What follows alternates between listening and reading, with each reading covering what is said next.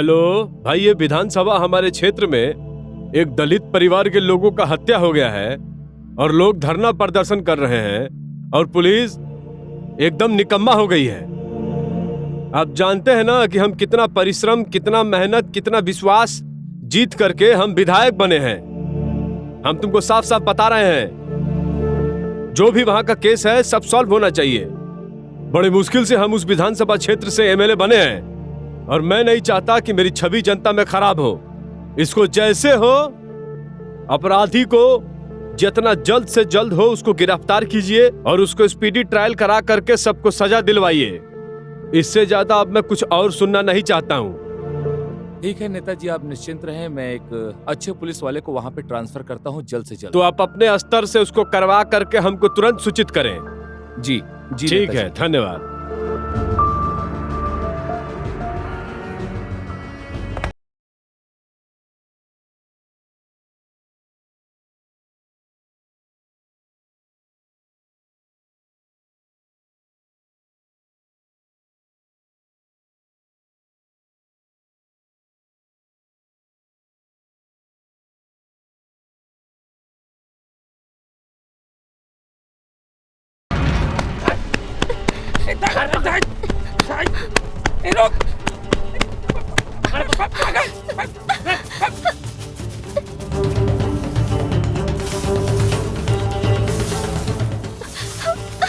बचाओ, कोई है?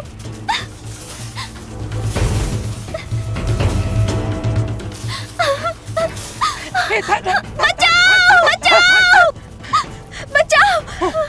बचाओ,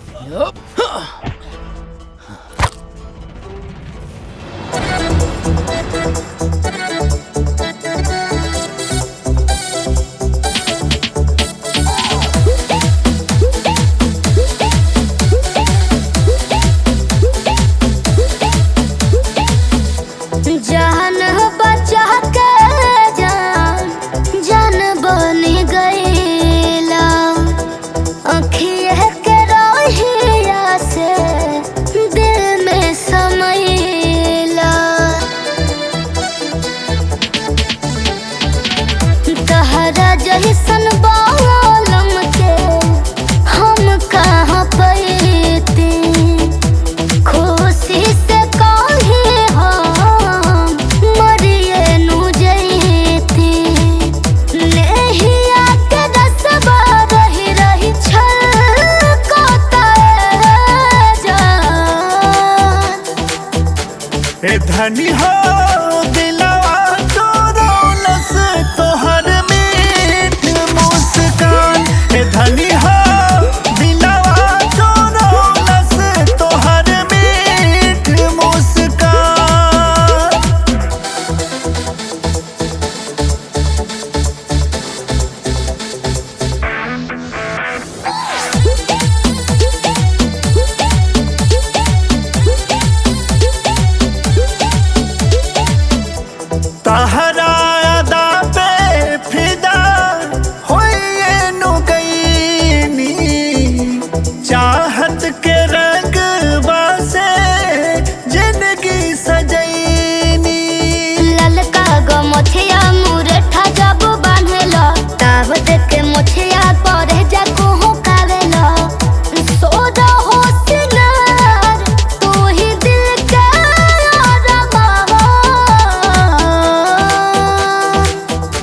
ए धनी हो दिलवा चोरौलस तोहर मीठ मुस्कान।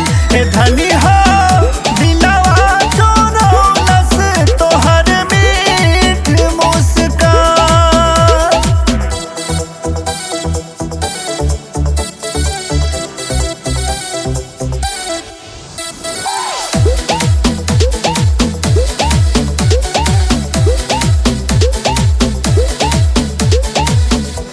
तिरछी नजरिया के बनवा चलैलू, मुसुकी चमनिया मारी दिल धड़कैलू।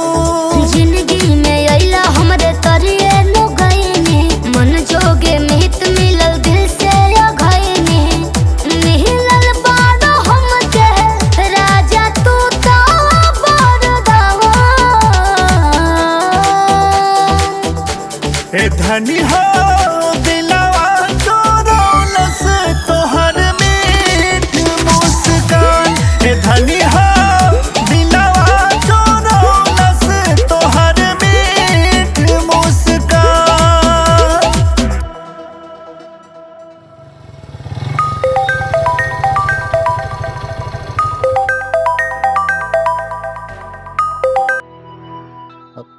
जैन सर, आपका एक गांव में तबादला कर दिया गया है जहां एक ही घर में 3 लोगों का मर्डर हुआ है। अब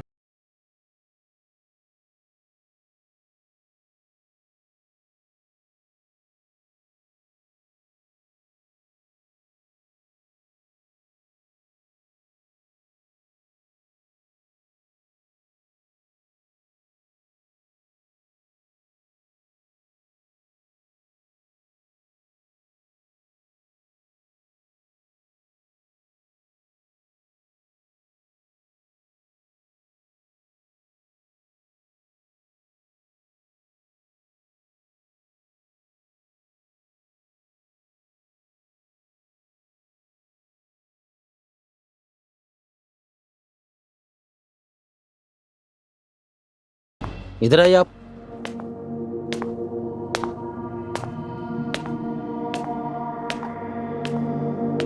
अच्छा, जो मर्डर हुआ है यहाँ पे, उसके बारे में आप बता सकते हैं कुछ? जी सर, बता सकते हैं। सर, यहाँ पर 2 अच्छा। महिलाएं रहती थीं और उनके साथ एक बच्चा भी था। हाँ। इस गांव में सभी लोग जल्दी खा पी कर सो जाते हैं सर, और वो लोग भी सो गए थे उस दिन। और जब मैंने सुबह देखा तो सर, उस घर के दरवाजे के सामने एक महिला मरी पड़ी थी और एक खटिया पे सर। अच्छा अच्छा, उसमें बच्चा भी था? हाँ सर, बच्चा भी था। अच्छा अच्छा। अच्छा, तो ये बता सकते हैं कोई जाति दुश्मनी उनका, कौन मर्डर किया, कैसे, किसी नहीं, से नहीं, सर। झगड़ा उगड़ा, ये वो? जाति दुश्मनी तो नहीं थी सर। जाति दुश्मनी नहीं था? नहीं सर। अच्छा, प्रॉपर यहीं पे लोग पूरा परिवार हाँ, रहता था प्रॉपर यहीं सर, पर? यहीं रहते थे सर। अच्छा अच्छा, चलिए ठीक है। वैसे जी सर। ठीक है, जाइए आप लोग। जी धन्यवाद सर।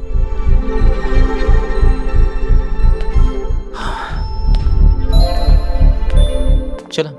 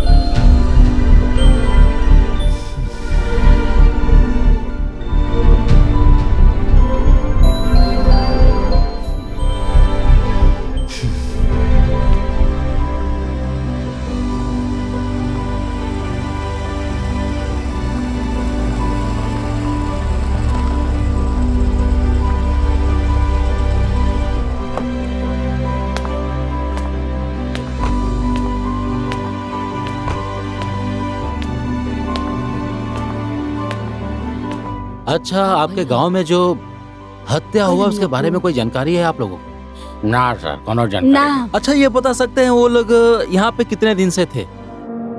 आई है 5-6 महीना से। हाँ कितने लोग थे वो लोग? 3-4 बोलिए। आदमी रहे सर। हाँ ना कुछ का नाम जाने, वगैरह बहुत का बुरा रहे, भलो करे कुछ सर। जानकारी? ना, नहीं ना, सर, ना, वो ना, किसी से हमने मतलब क्या ही नहीं पता रखती थी सर। हाँ। अच्छा, ये बता सकते हैं कि क्या मतलब का उनका बोले? किसी से जाति दुश्मनी? नहीं सर। का जाने हम ठीक है, का जाने वैसे आपके का- गांव में इतनी बड़ी घटना हो गई, किसी को कुछ नहीं पता। वाह, चलिए, गजब की बात हमने से है। पूछा था, हमने आप का लोग को पता कोई मुझे। जानकारी भी नहीं है। ना हमने सर, का कैसे हमनी पता के तो खाना वाना खा के सुता रहने। तो हाँ, ये सो भैया, गए आपके पुलिस गांव वाले में, के चक्कर में ना इतने पड़ राउंड जाए। गोलियां चली, औरत के साथ कुछ बच्चा भी जानता मरा। नहीं कि क्या जान के कुछ कोई बोल हो जानकारी जाए नहीं तो आप लोग। हमारे नहीं होने का सर। कुछ चलिए है। ठीक है, शांति का प्रतीक रखिए आप अरे? लोग। कोई शोर नहीं होना चाहिए गांव में। अरे है किसी को छोटू किसी आई प्रकार का जानता नहीं, तब से दुर्व्यवहार खाइले नहीं खातिर होना पीछे चाहिए। पड़ल बा हमें। ठीक है? जो दाल भात बना के और खिले कोई बनी दंगा खा के फसाद नहीं होना चाहिए। हाँ, ना हो ठीक है? सर। चलिए हम लोग ठीक चल है। जाची कोई नहीं लोग आवता नहीं रहा था छुनारा।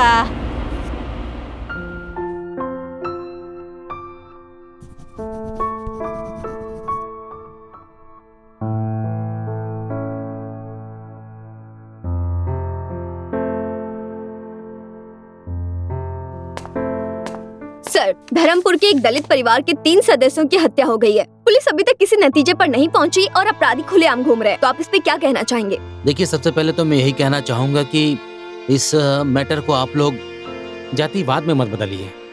जैसे ही प्रशासन को इसके बारे में जानकारी होगी, कोई सबूत मिलेगा तो वो अपराधी लॉकअप के अंदर ही होगा। तो क्या सर ऐसे थाने में बैठे रहने से कुछ सबूत हाथ लगेंगे? देखिए, आपके हाथ में माइक और सवाल पूछने से किसी समस्या का समाधान नहीं होगा। मैंने एक बार बोल दिया कि जैसे अपराधी पकड़ा जाएगा या कोई सबूत मिलेगा तो वो सीधे लॉकअप के अंदर होगा और ये मैटर ऑन पब्लिक तुरंत किया जाएगा। ठीक है, आप जा सकते हैं। थैंक यू, धन्यवाद। जैसा कि आपने देखा कि इंस्पेक्टर साहब इस विषय से जुड़ी किसी भी जानकारी के लिए कुछ भी बात करने से साफ साफ मना कर रहे हैं। उन्होंने ये आश्वासन दिया है कि जैसे ही कुछ सबूत हाथ लगेंगे फिर अपराधी सलाखों के पीछे होंगे। इस घटना से जुड़ी जानकारी के लिए देखते रहिए हमारा न्यूज चैनल। धन्यवाद। ए दरोगा जी, दलित लोगों की हत्या हो रही है और आप अपराधी को क्यों नहीं पकड़ रहे हैं? 1 महीने का टाइम लिए थे, 15 दिन हो गया, तो क्यों नहीं पकड़ रहे हैं? जन आंदोलन करवाइएगा क्या? मुंशी जी, अपराधी तो यहाँ खुद चल के आयल बा। हमने तो झूठे ही इधर उधर खोजत रहनी है। तो अपराधी को पकड़ क्यों नहीं रहे हैं? किधर है अपराधी? मर्डर तो तू ही कैले बाड़ा। हाँ? अरे तू ही तो कैले बाड़ा। हम क्या है मर्डर? मुंशी, हवा खराब हो गई इनका। देखा, केहू के लाश पे गंदी राजनीति के रोटी मत सेका। पुलिस अपन कार्य करत था और अच्छा से करत था, ना तो इतना धारा लगाइब ना कि सांस भी ना ले पाइबा। और रहल बात, 15 दिन अबे भइल बा, 15 दिन अभी बाकी बा। बात करत था। जा तो रहा हूं मैं, लेकिन आगे भविष्य देखना। मुंशी से एसपी तक सबको सस्पेंड करवाऊंगा। ए मुंशी जी, इनको आगे का रास्ता दिखाइए, नहीं तो ऐसा धारा लगाएंगे ना कि सांस लेने में हालत खराब हो जाएगा।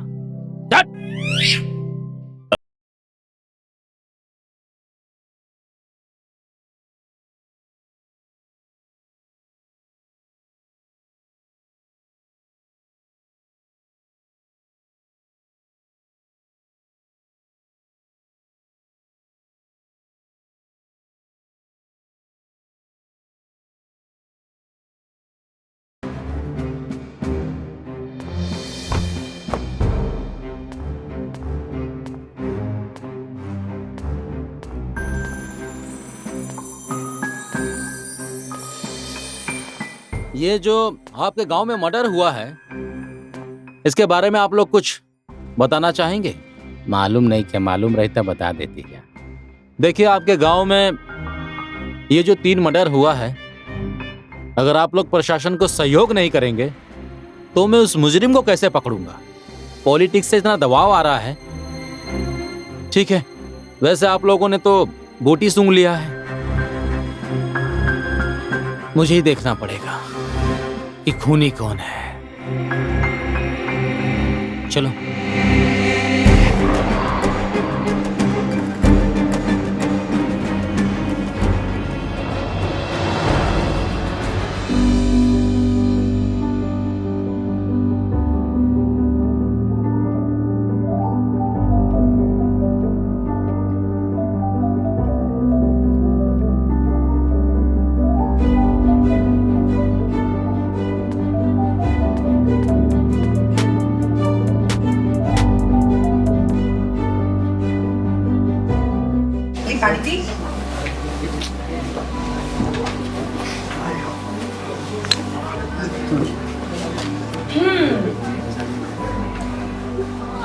कुछ भइल बा का?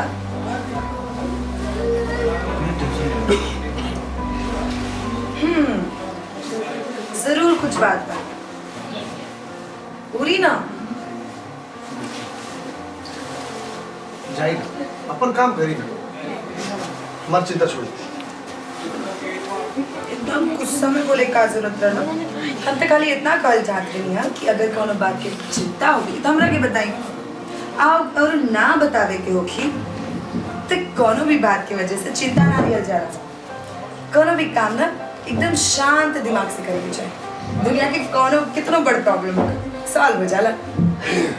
बस एक छोड़ी, पानी पी और जल्दी से जाके कपड़ा बदली। हम खाना लगा चली।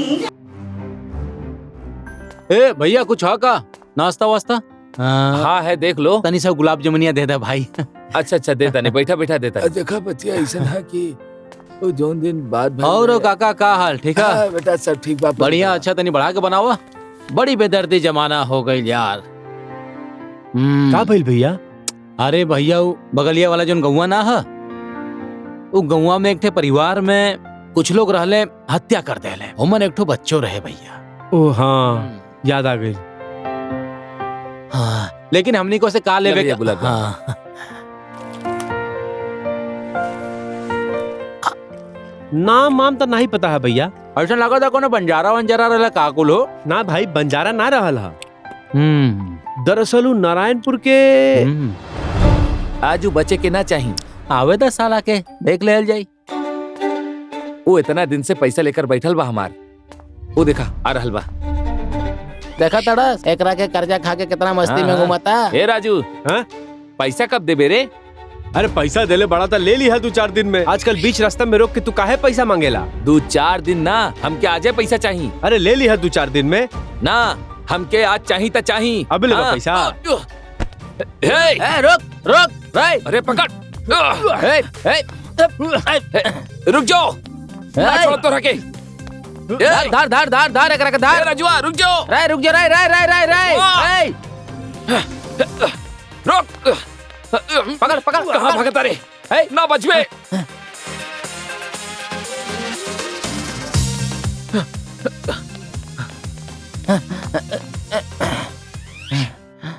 देखा जे भैया, हमारे कर्जा के बीच में मत पड़ा, ना तो चाचा से बोल दे। बाबूजी के कहबे ना तो बड़ी मार मारे। देखो वो पैसा ले ले बा, देवे के नाम लिखे ले। तो वो पैसा क्या तू भूल जो। हमरा पैसा के बीच में मत आओ भैया, समझला? ना मन बे, रुक जो।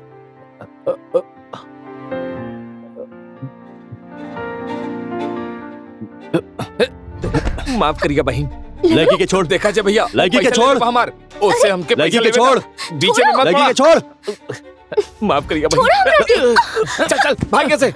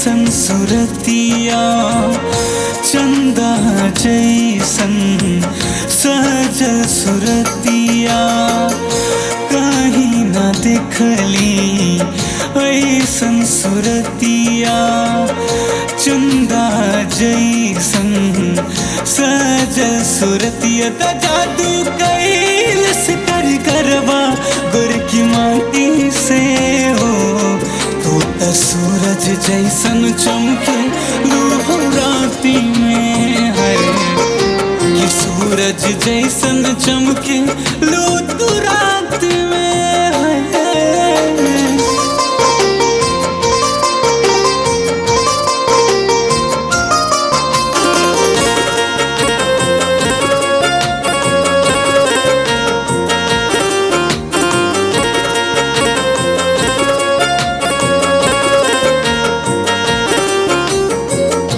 इंदर के पारी देखी जई है लजाए तुहर सुघराई के तो करी बढ़ाई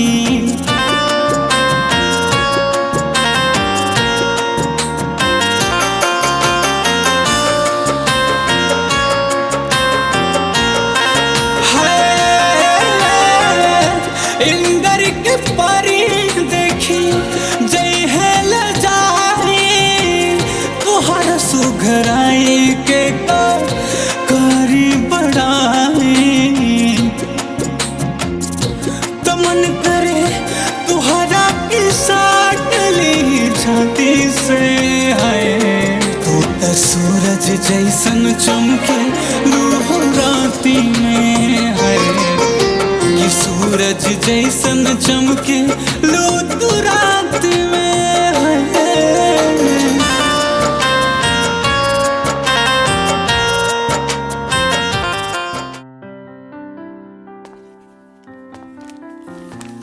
मालिक प्रणाम।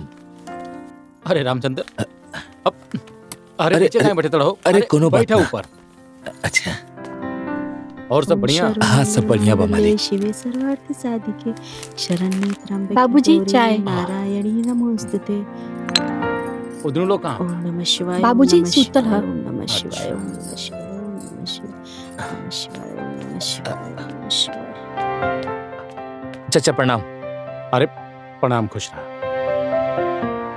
क्या बात है, मुंह काहे लड़कोले बना? अजय भैया के समझा दी हमारे कर्जा के बीच में उतारे। एक काम करो तुझा, तो शाम क्या होता तो पूछा। जी ठीक बा, प्रणाम चाचा।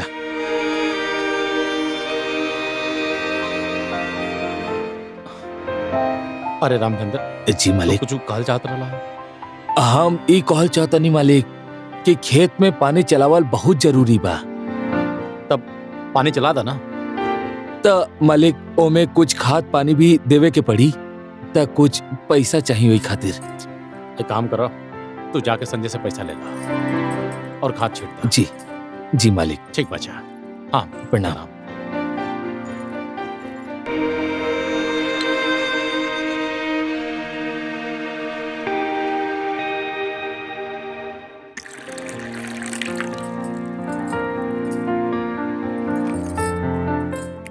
ए जी, खाना कैसन बनल बा? बहुत टेस्टी।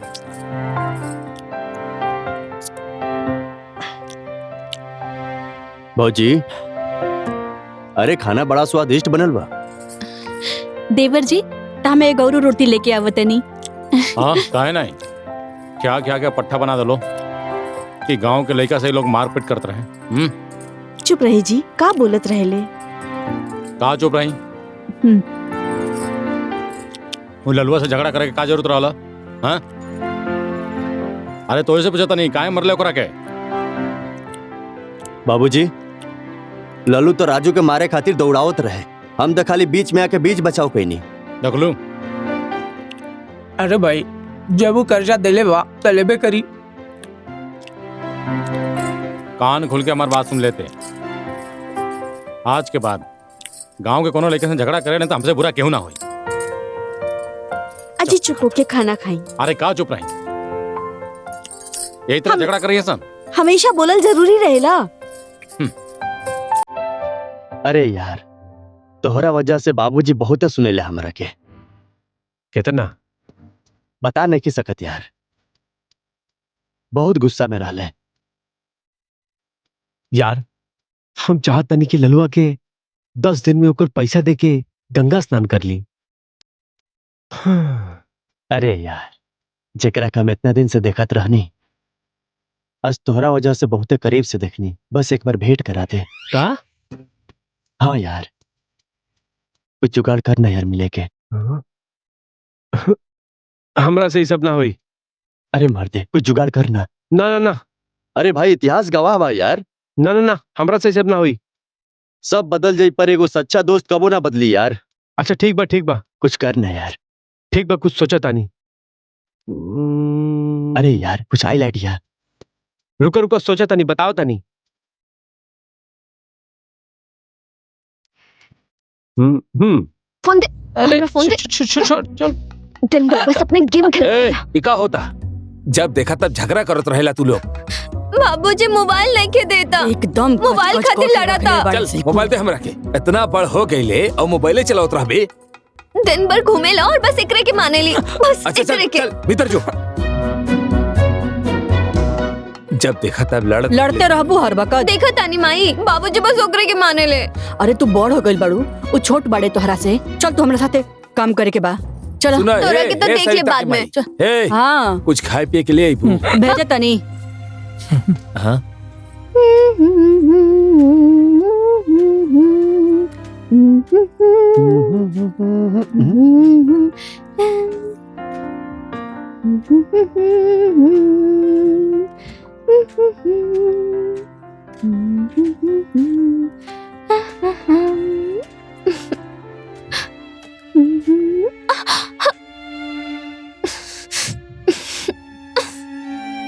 सरिता,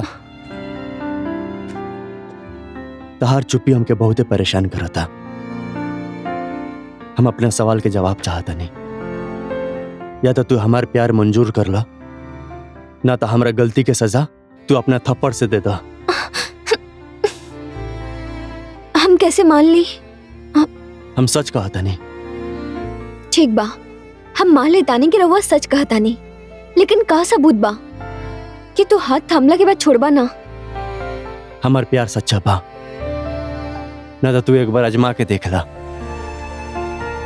विश्वास करा, हम तहार साथ कबो ना छोड़ब।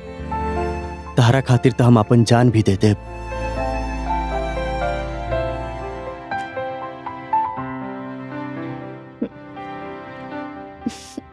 एकदम बुद्धू बा। ये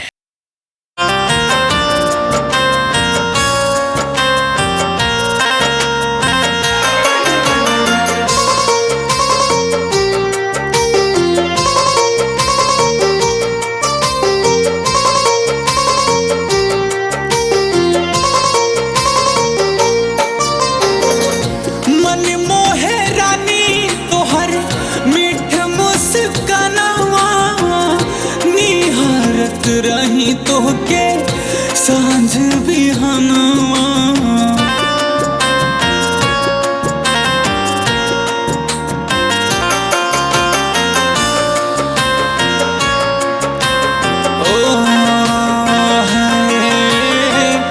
मन मोहे रानी तोहर मीठ मुस्कानावा, निहारी रही तोहके सांझ बिहानवा। कि हमर मन हर सैलो संझिया राती में है। तू तो सूरज जैसन चमके लूह राती में है। कि सूरज जैसन चमके लो तू रात में है।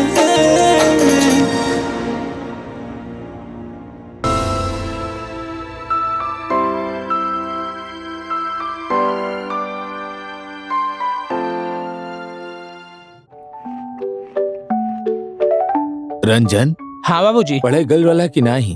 ना बाबूजी। काहे? बैग फट गइल रहे, यही खातिर ना गई नी। अच्छा अच्छा, चला बेग आ जाई, पढ़े जावल करा। ठीक बा बाबूजी। बाबूजी, कल हमरा कॉलेज के लास्ट डेट बा एडमिशन के। अच्छा बेटी चिंता मत करा, तोरो बिहने एडमिशन हो जाई। ठीक बा। का करबू पढ़ लिख के? हाँ, चूल्हा चौका करे औते नहीं खे, कॉलेज जाई हैं, एडमिशन करई हैं, कलेक्टर बन जाई हैं। खाई ए भाई तनी बोला कम, जब नहीं तब देखा लेकिन के डांटत रहेलू। अरे 2 अक्षर पढ़ ली तक कम से कम अपना पाँव पे खड़ा ता हो जाई, और जौले घरे भी या तब ले खुशी मन से रह दो के। अरे देखी हा तू, जब बियाह करके वो आने घरे जाई ना त तू ही भुकार झाड़ के रोबू। बेटी जी बाबूजी। चिंता ना करा ना। अच्छा एगो बात बतावा, जी बाबूजी। तू पढ़ लिख लेबू त का बनबू? पुलिस। अरे देखनी नू और चढ़ाई का पारे पर पुलिस बन जाई।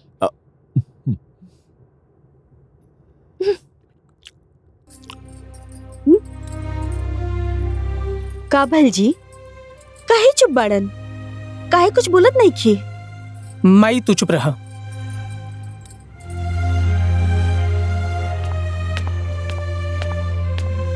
कहाँ गई रहे हा और केकरे संग गई रहे हा?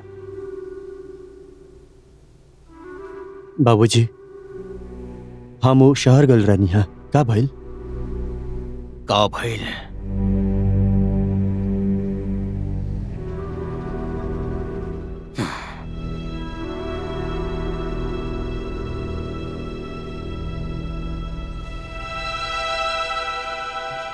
ऐसे पूछा था जैसे एकरा कुछ मालूम नहीं के। नंगा नाच रहल भाई आज खानदान के हमनी के नाक कटा देले बा। पूछा एकरा से कि रामचंद्र के बेटी के साथ का रिश्ता बेकार। पूछा एकरा से।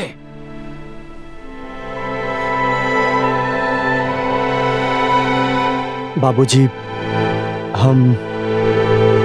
हमने दोनों एक दूसरा से प्यार करी ले। बहुत सही।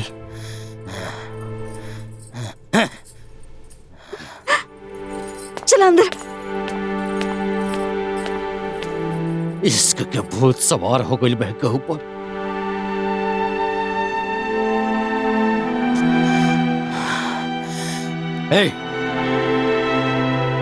बुलाओ रामचंद्र के, बुलाओ। जी।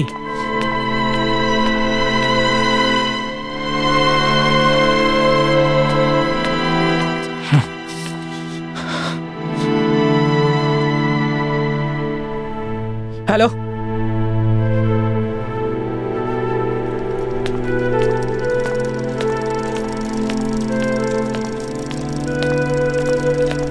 केसरी, ए केसरी। बाबूजी अजीत भैया के फोन आयल रहल। हमके लागल बहुत गुस्सा में बड़े। कहनी है कि बाबूजी के जल्दी घरे भेज दे।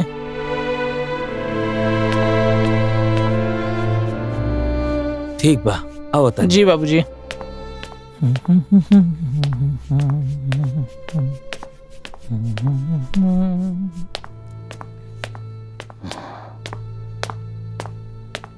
प्रणाम मालिक, हमके बुलौनी है का?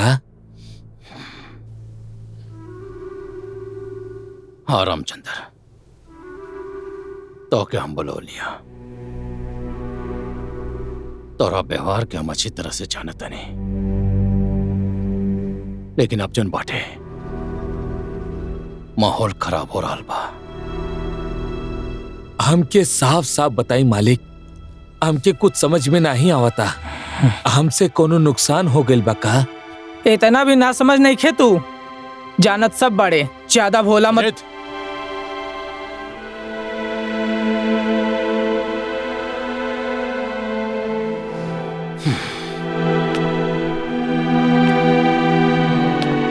रामचंद्र, कमल कीचड़ में खिलेला,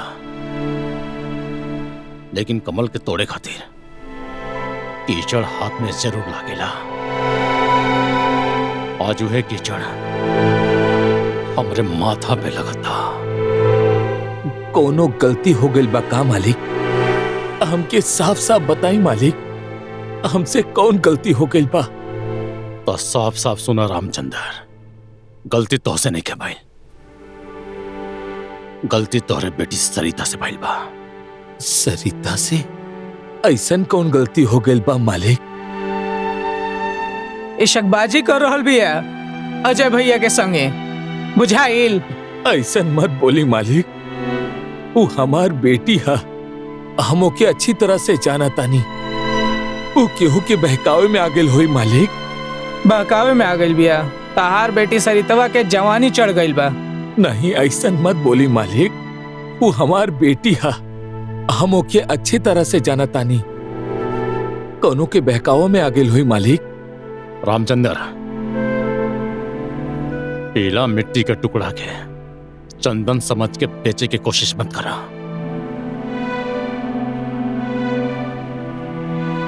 ना तो चंदन रही, ना तो माथा रही।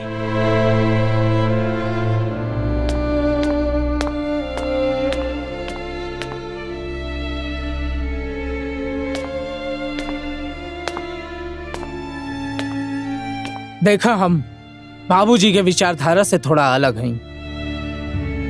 बाबूजी के जैसे गीता रामचरितमानस के पाठ ना पढ़ाई। अगर बात मान सम्मान पे आई तो सीधे सजा सुनाई। चल निकल यहाँ से। जाता नहीं मालिक।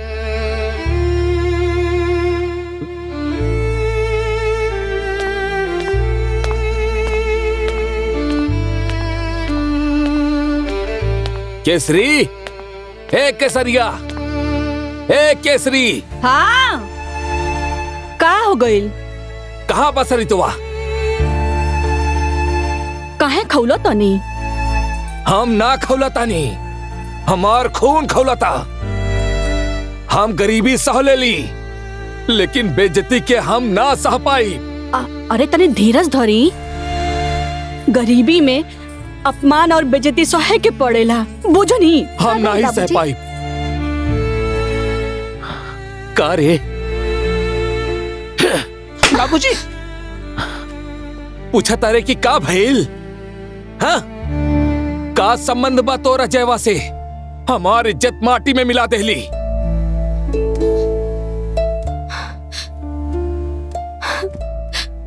हम अजय से बहुत प्यार करेनी बाबूजी, वो हमरा से बहुत प्यार करेलन।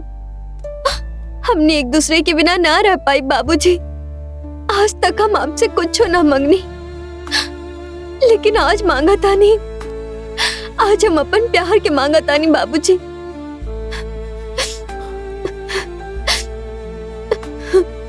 मर जोते, कम से कम हमरे माथा का कलंक तो छूट जाई। का मुंह दिखाई भव, सब तू तू करी हमरा पर। एक स्वार्थ कहीं या अपराध हम नहीं के जानत, लेकिन हमके अजय से दूर मत करी बाबूजी। बड़ लोग के ना गुलाब और कमल के फूल बहुत बढ़िया लागेला, बाकी कीचड़ और कांटा में हाथ ना डालेला। उहे फूल हो तू बेटा। ऐसा मत कहीं बाबूजी। सुना सरिता, हम गरीब हैं, बदनाम नहीं हैं। हम मेहनत के रोटी दू ठो खाई ले। तो हमारी इज्जत के कीचड़ में मत उछाला। आज से तोर अजयवा से मिलल बंद हो जाके चाहिए, ना तो हम अपन जान दे दे। ऐसा मत कहीं बाबूजी।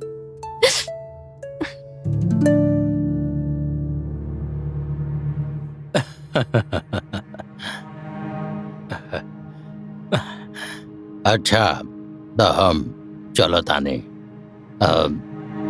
पंडित जी से दिन दिखा के हम 2-4 दिन में खबर करब। ठीक बा। ठीक बा। प्रणाम प्रणाम प्रणाम आपके प्रणाम।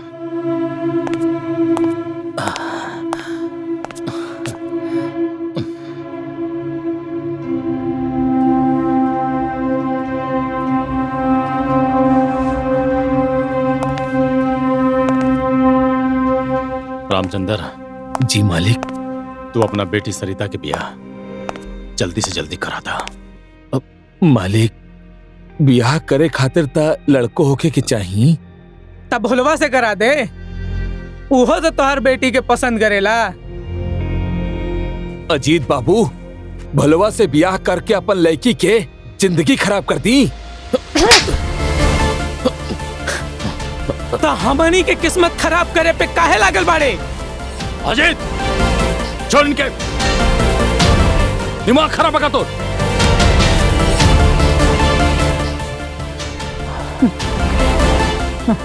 रामचंद्र, एक बात के बुरा मत मान, माफ कर देंगे। और सुनो ना, तू लड़का खर्चा की टेंशन मत ला, खर्चा हम सब देंगे।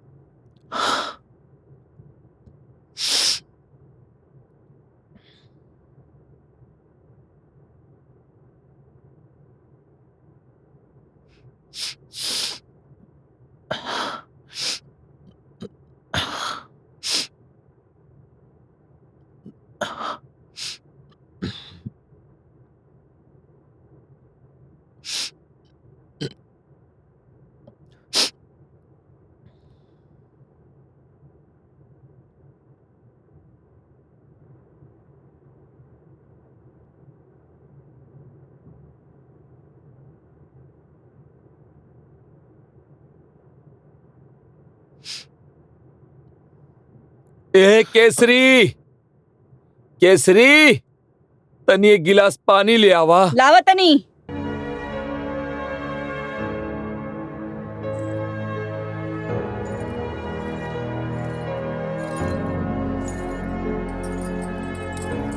एली।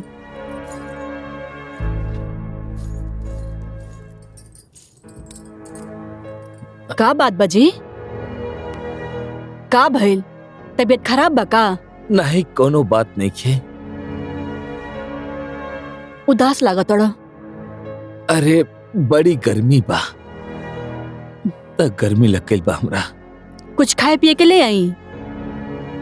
अब भूख त नहीं बहू। अच्छा ले आवा, कुछ खा ही ले। हम कुछ खाए के लिए आवत नहीं। जा। एक बार लावत नहीं।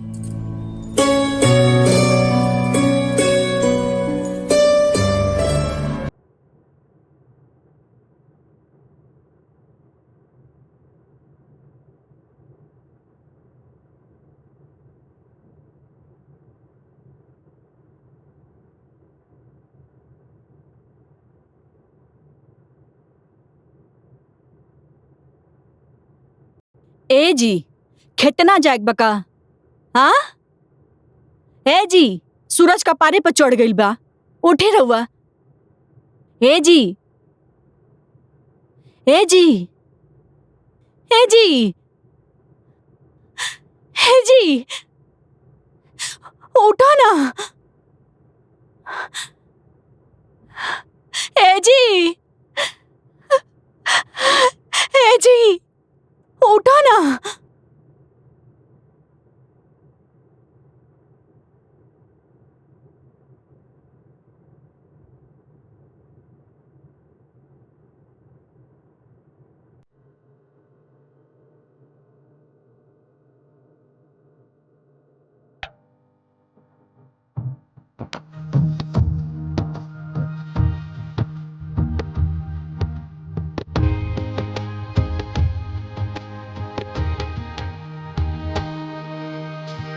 निमिया से रो रो पूछे पुरबा बयरिया,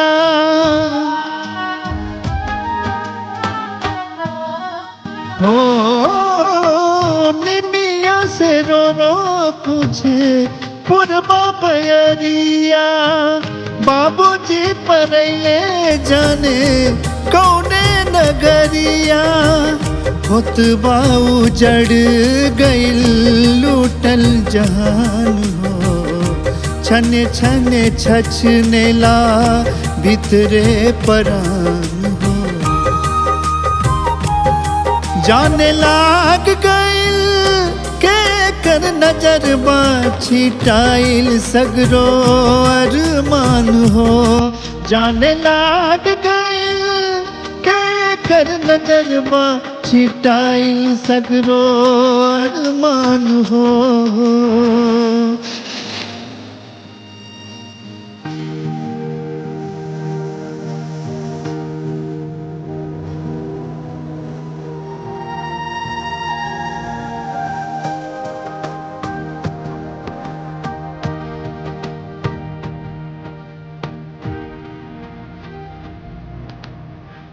पाठ के करेज कैला छोड़ाइली लहतवा, भैनी अनाथ छूटी गई राउर सथावा,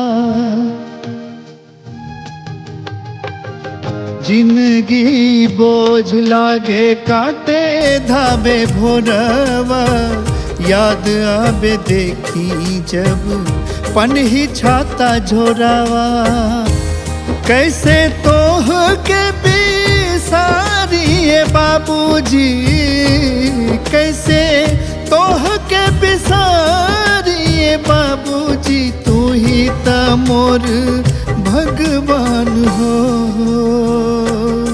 जाने लाग गइल के कर नजरवा छिटाइल सगरो अरमान हो।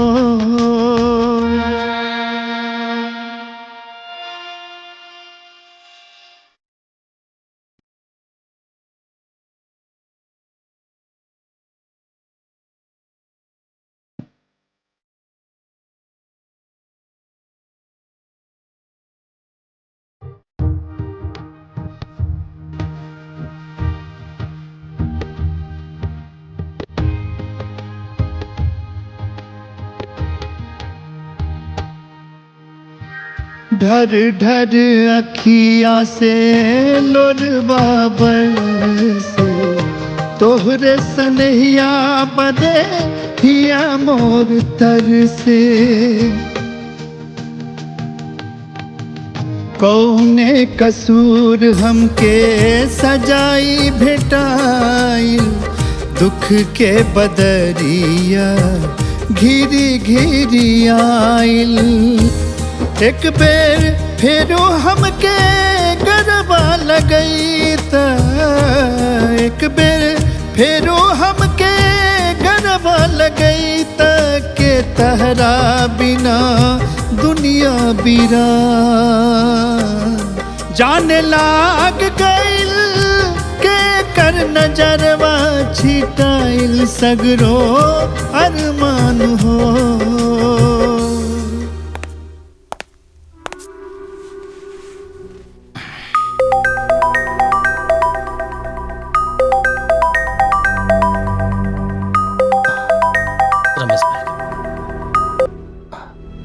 हाँ बोली रमेश बाबू। दुर्गा भैया प्रणाम। हाँ हाँ खुश रहे। भैया वो जौन पाहुन लोग आयल रहले उ लोग शादी करे से मना करता रहे। उ लोग के कहना है कि उ लड़का के चक्कर करो हरजन की बेटी के साथ बा, यही से उ लोग शादी करे से मना करता रे भैया। अच्छा भैया, हम फोन रखा था नहीं।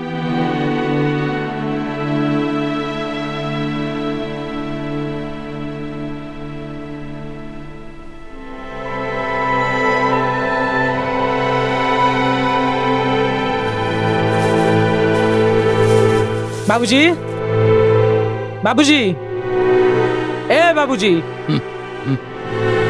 पूरा घर खोजे नहीं रौरा के रौरा जे बानी। का बात बा? काहे इतना टेंशन में लगता नहीं?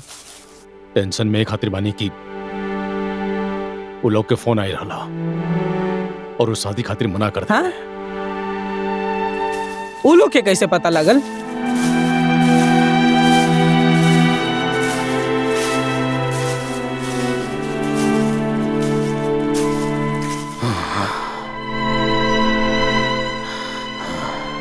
लगा था कि अजय के नाजायज रिश्ता के बारे में ओकुल के सब पता चल गई बा। रौरा के तो हम शुरू में समझौले रहनी कि सरितवा के बियाह कहीं और करा दी, ये झंझट से मुक्ति मिली, लेकिन रौरा हमार सुनबे ना कहीं नहीं। तोहरा का लगा था कि हम कोशिश ना कहीं, हमरा का मालूम रहे तो रामचंद्रा बिच्छू में मर जाई। बाबूजी, रौरा चिंता मत करी, हमरा पे छोड़ दी, हम सब देख ले।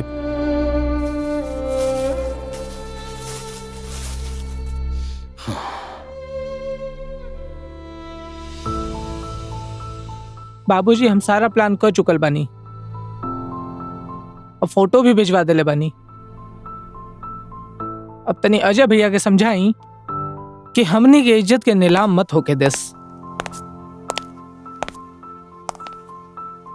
बाबूजी, हमें क्या सुना था नहीं?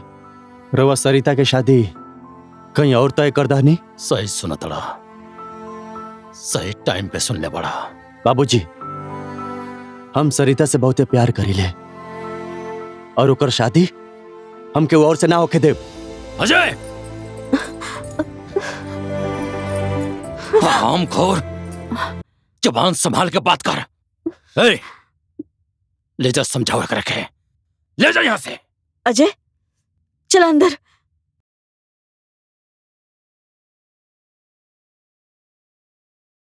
जौन हमने के बीच रहल ओके बुलावे की कोशिश करे के पड़ी। कैसे भूल जाई? हाँ, कैसे?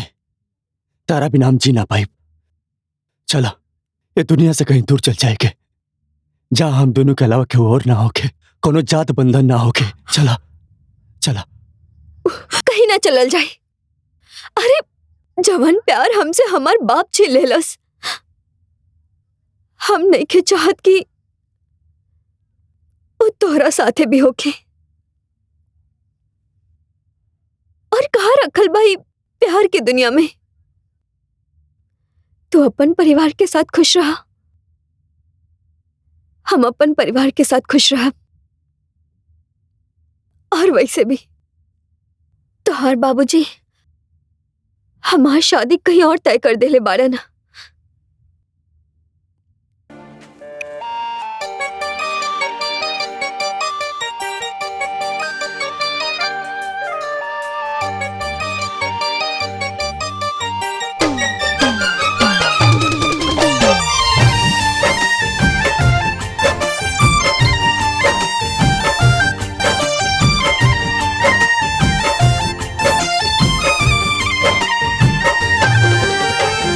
न तू बेवफा ना हम बेवफा हई, कि किस्मत के लिखल ना मिट ले मिटाई।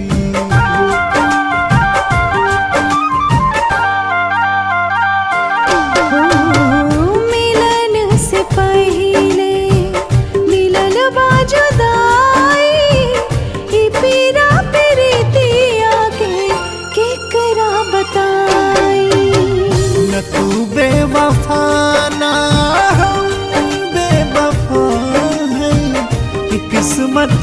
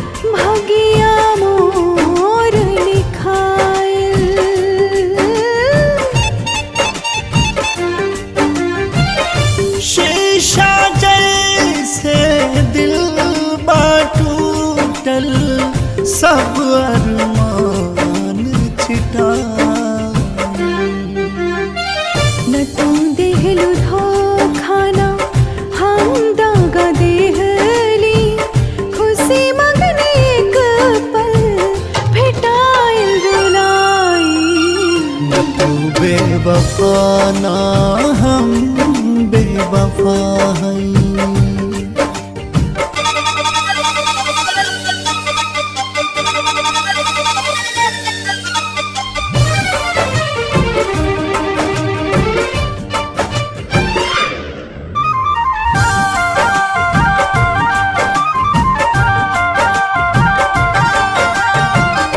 पार न लागल प्रीत के नैया, डुबली बीचे मझधार हो।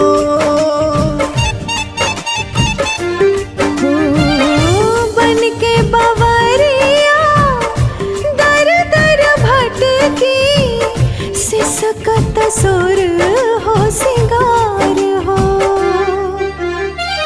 दगाबाज हम ना न तू हर जाई, तू ही कह द केकरा के दोषी ठहराई। मिलन से पहले मिलन बा जुदाई।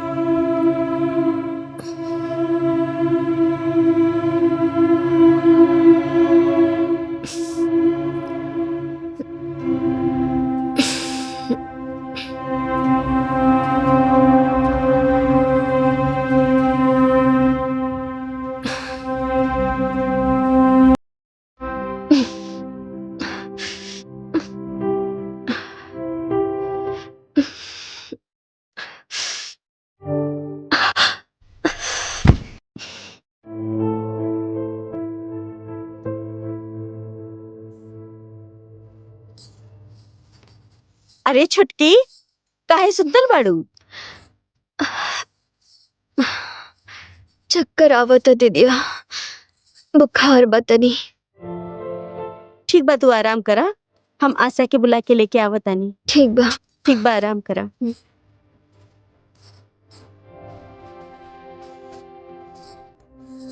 छुटकी, उठा, आशा आइल बाड़ी। आई मरीज है? बैठी। हाँ, ये मरीज बाड़ी। ठीक है। कब से समस्या हो रही है आपको? 3 दिन पहले बुखार है और आज जी मचला था। लंबी सांस लीजिए, एक बार और। अच्छा, इससे पहले भी कभी दिक्कत हुई थी ऐसी? ना। अच्छा, मतलब आज ही ये समस्या हुई है? जी। मैं देखती हूँ, हाथ दीजिए आप अपना।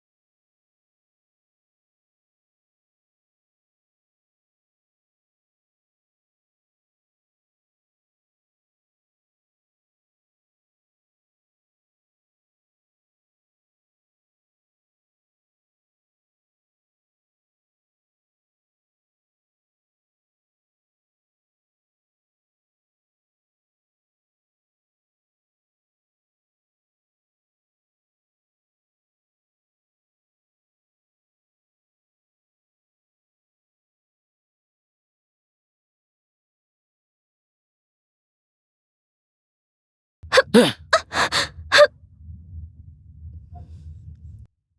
भौजी, भौजी, अरे तनी चाय लिया हो। लावतानी।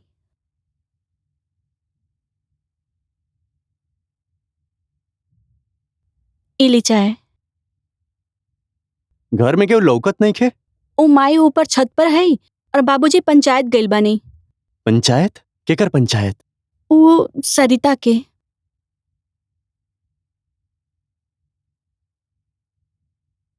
सरिता के संगे ऐसन का हो गइल कि पंचायत? लगत हमके जाके देखे के चाहिए। सुनी प्रधान जी, एके रखे खातिर हम तैयार बानी, लेकिन हमार बात नहीं मानत। चुप हो जा सरिता, हमनी सबे तोहरा संगे बानी, हमनी के तहार मदद करब। देखा विनोद, एगो लड़की के अपन घर परिवार छोड़ के दूसरा के घरे जाए के होखेला। अगर ओकरा से कोनो छोट मोट गलती हो जाए तो पंचायत ना बुलावे के चाहिए। छोट मोट गलती? दूसरा के पाप हम अपना कपारे पे रखी? ना ना मुखिया जी, हम ना रखब। विनोद, ऐसे कैसे तो फैसला कर ले, राखे के तो पड़ी तो राखे। गांव वाला लोग, अब आप ही लोग बताएं, गांव के लड़की हो कैसे भला ना रखी? मालिक, का बियाह के पहले रउआ लोग के खेला ना मालूम रहे का? विनोद बाबू, ये सब झूठ रहल, ऐसन कोनो बात नहीं खे। झूठ तो हमसे कहल गइल बा। हम झूठ बोल सकीले, बाकी डॉक्टर की रिपोर्ट झूठ नहीं ना बोल सकत। बियाह के भाई 10 दिन ना भइल, जहिया से आयल बा तब से एकर तबीयत खराब बा। जब बियाह के 10 दिन भइल बा तो एकर पेट में 3 महीना के बच्चा कैसे हो गई? शांत हो जा गोविंद, पंचायत में इतना चिल्लाए के कोनो जरूरत नहीं है। सरिता, सच बात बतावा का हो? देखा सरिता, ए तरह से चुप रहबू तो हमनी सब कैसे जानल जाई? पंचायत सच्चाई जानल चाहता, अगर ना ही कुछ बोलबू तो पंचायत का फैसला सुनाई? हाँ प्रधान जी, कर दी कोनो फैसला, सुना दी कोनो सजा। हमरा सब मंजूर बा, हम सजा के लायक ही बानी। बचपन से लेकर आज तक सबकर फैसला ही सुना था नहीं। गांव के, घर के, ससुराल के। माई हमरा के कल मोही कहलस, पति हमरा के उल्टा कहलस। गांव समाज सब लोग हमरा के बच्चलन कहलस। हमरा सब बर्दाश्त बा, लेकिन केहू हमार प्यार के निशानी के पाप कहे ताई हमरा बर्दाश्त नहीं के। जिंदगी में कब्बो भरपेट तक खाना नहीं के मिलल, लेकिन एगो इंसान मिलल जैसे हम सच्चा प्यार कईनी। वो ही समाज के अच्छा ना लगल, सब छिन लिहल गई।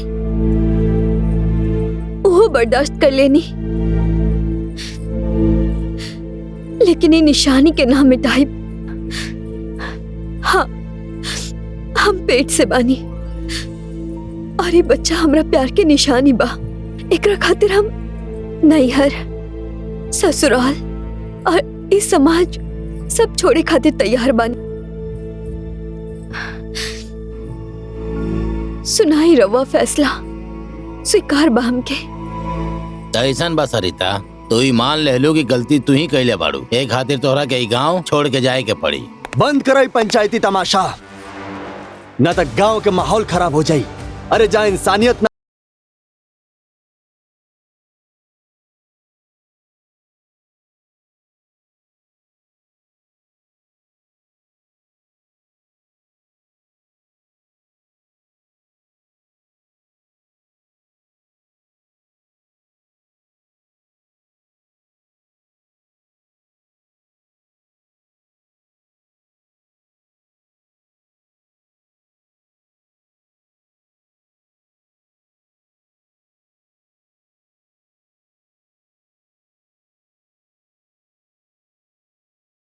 का हमनी के गांव से दूर कर पाओ। हम सरिता के लेके खुदे चल जाए। चला सरिता, हमने के गांव से दूर चल जाओ। कोनो जरूरत नहीं कि पत्थर दिल इंसान के बीच में रहला के, जहां जिंदा प्यार के जातिवाद के आग में झोंक अजय! डाला। रुक जा अजीत, परिवार के मर्यादा लांघने से मजबूर मत करो। अरे कुलबोरन, आपन तना कम से कम बाबूजी के इज्जत के ख्याल करा कि एकरा प्यार में पगला गई बड़े। बस, आज से ही हमार पत्नी बाड़ी।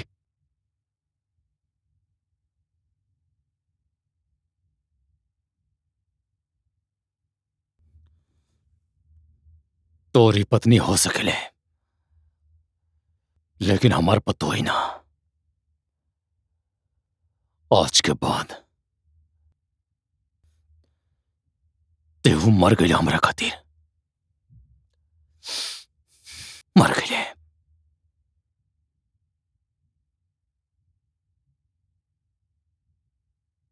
चल।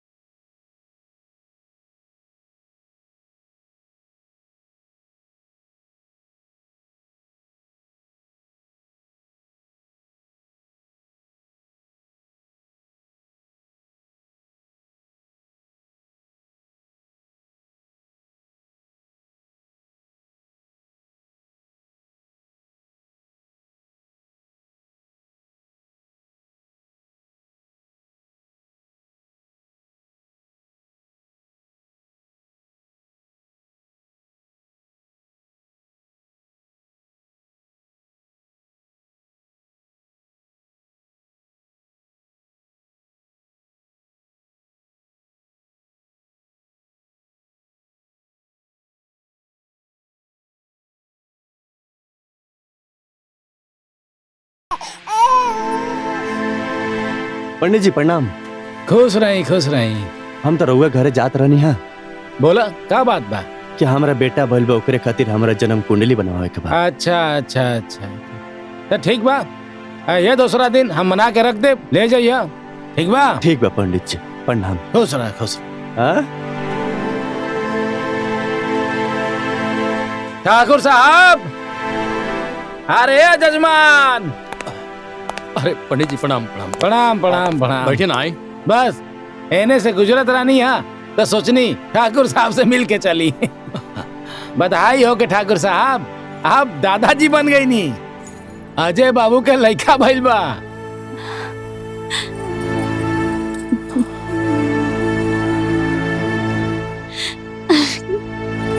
ठीक बा पंडित जी, अब जाए। जैसा ना आपके मर्जी। प्रणाम प्रणाम।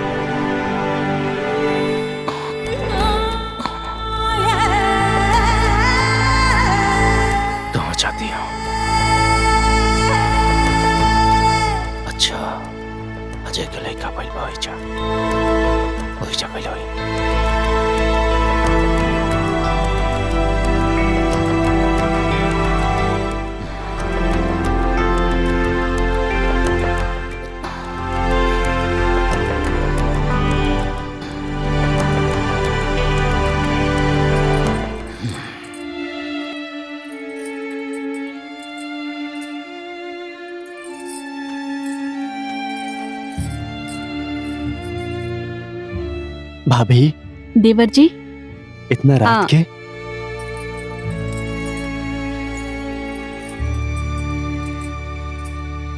अंदर ना बुलेब। आई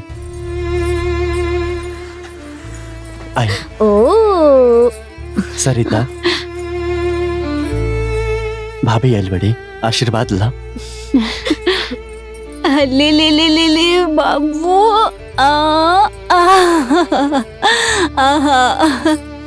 ले ले। गुड़ छुआता नहीं दीदी। खूब खुश रहा और मुन्ना भी। आज जब पंडित जी बतौले रहे ना तो तोहनी लोग से मिलने के खातिर हम बहुत परेशान रहली। भाभी रउआ के केहू आवत तो ना ना देखलस और माई बाबूजी कैसन बड़े? नहीं। बैठी ना। नहीं, सब सुतल बानी और हम माई और बाबूजी भी ठीक बानी।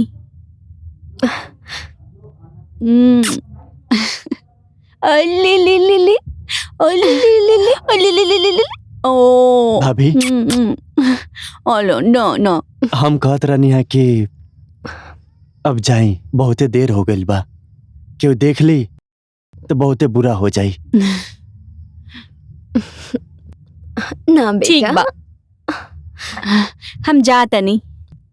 चुप हो जा मुन्ना।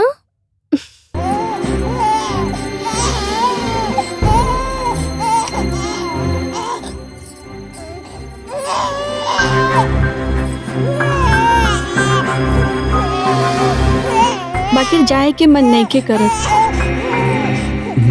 जब से रवा घर छोड़नी हो तब से हंसी मजाक सब कुछ भूल गई नहीं। वो घर बिल्कुल सूना हो गई है। लेकिन बाकी हम जाता नहीं। रवा लोग अपन ख्याल रखी, हम फिर से आए। चली भाभी, कुछ दूर तक हम छोड़ देता नहीं। घर तक चली। सरिता जी। तनी बउआ के पकड़ा। जी चले।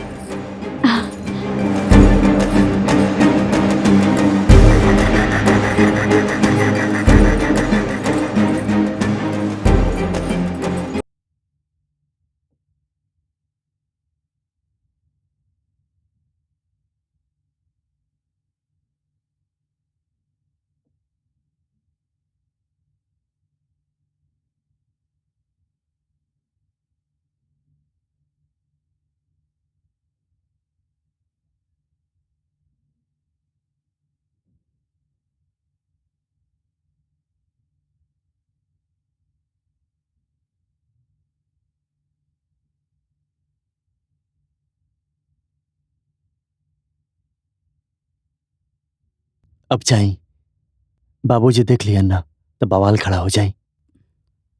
हाँ, रवा सही कहता नहीं। रवा जाए, हम चल जाए। और हाँ, मुन्ना और अपन ख्याल रखिए, ठीक बा? ठीक, चला तनी।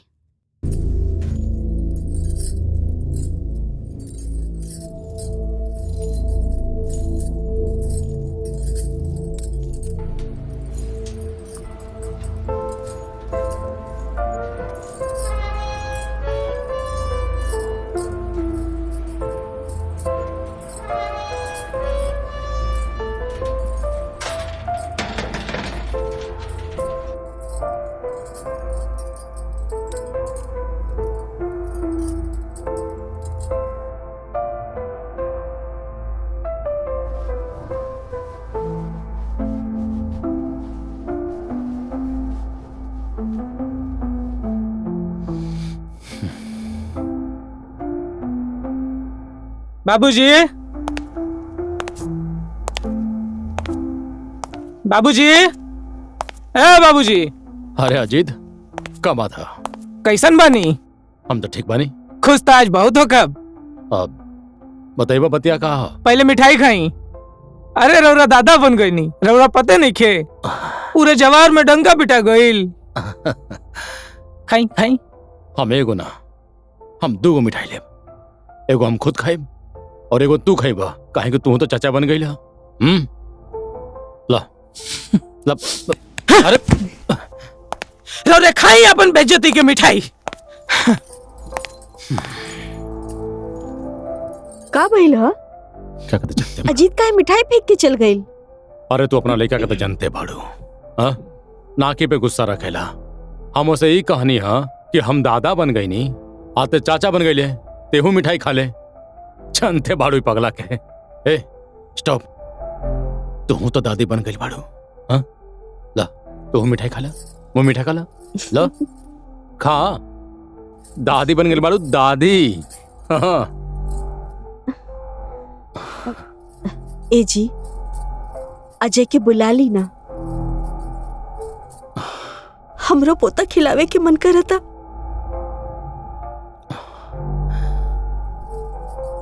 अजय के घरे तब हम खुदे बुलावल चाहते नहीं। आखिर हमारे लेके तो आओ,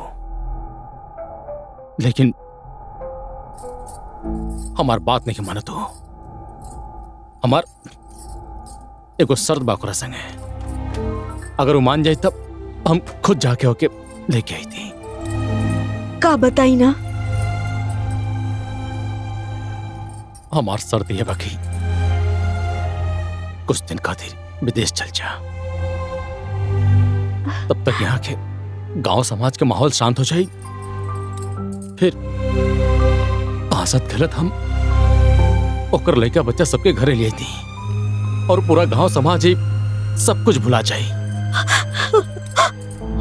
हम अजय के समझाई, वो हमारी बात जरूर मानी।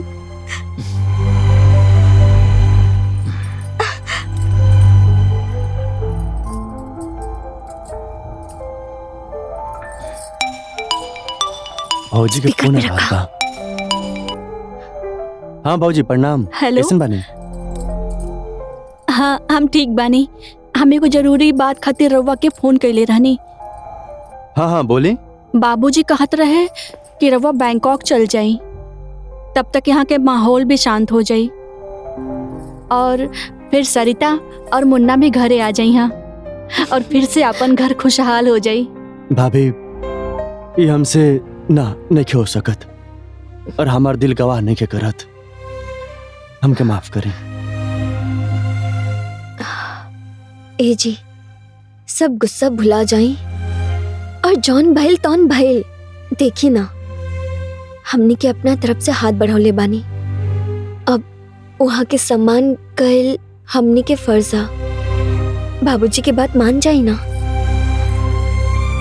मान जाई ना, और ना मानम त रवा के मुन्ना के कसम। बाप के दिल सख्त जरूर होला, बाकी कठोर ना होला। ओहो बेटा के प्यार खातिर तड़प रहल बाड़े। चल जा बाबू,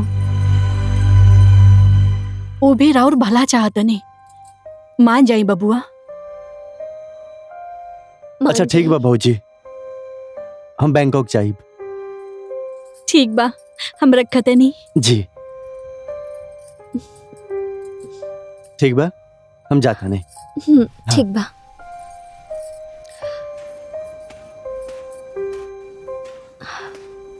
ठीक बा माई, तू मुन्ना के देखा, हम खाना बनावता नहीं।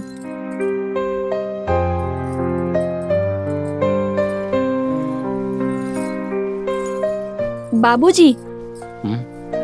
का बोल बहू? वो अजय बाबू आपके बात मान गई नहीं। अजय मान गई?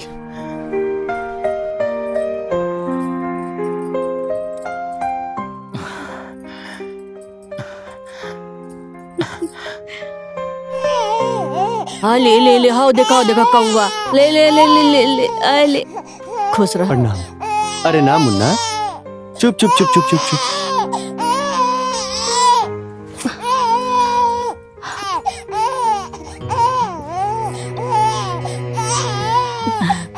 आ ले ले, देख देख देख, माई माई आ गई, माई आ गई। का हो गया? हाँ? चुप रहो। हम पहुंच के तब फोन करबे करब। चुप हो जा, चुप हो जा।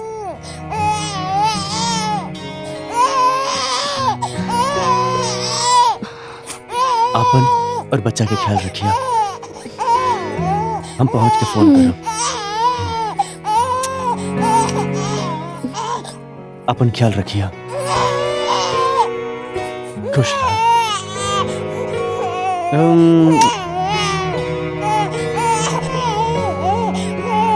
बाय।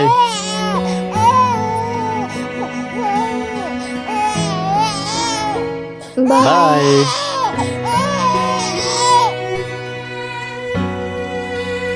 पे छिड़का। अरे पे छिड़का। अरे कहत मारेंगे। अरे घोड़े पे लागे बाबूजी मारा।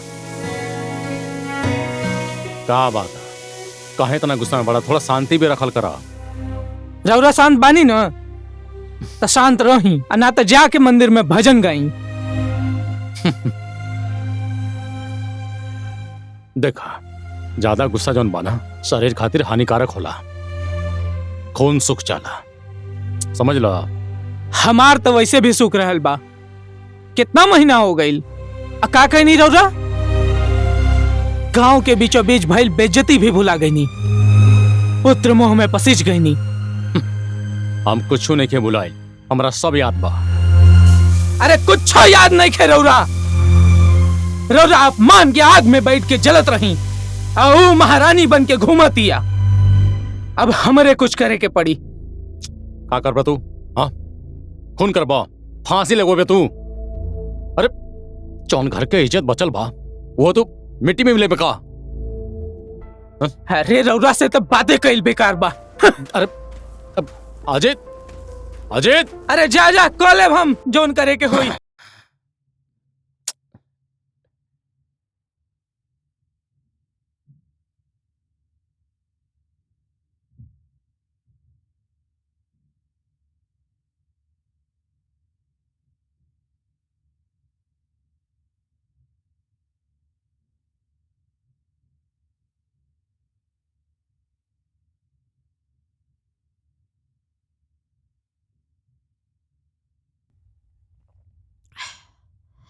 जय तुलसी मैया।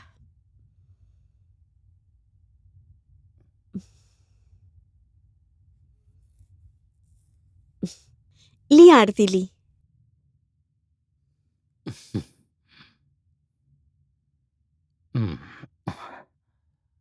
बेटा, शोभा के फोन आई रहा। वो कहत रही हमनी के 4 धाम जात बानी और हमनी को चले कहत रही। तू बोला। अरे ये तो बहुत खुशी के बात बा। चली ना हमनियों के चलल जाए। मान तो हमरो बहुत बजाए के, लेकिन जानते बाड़ू हमार तबीयत बहुत खराब चलता और कचहरी में भी काम बाटे। अब एक काम करा, तू चल जा, न तो शोभा के बुरा लागे। बाकी रहुआ हमार चिंता मत करा, पतो ही बाड़ी ना, वो हमार ख्याल रखे। तो तैयार हो जा जल्दी से। अमरजीत के बोल दे मुझे जाके छोड़िए तोरा के स्टेशन। ठीक बा। ठीक बा। जा।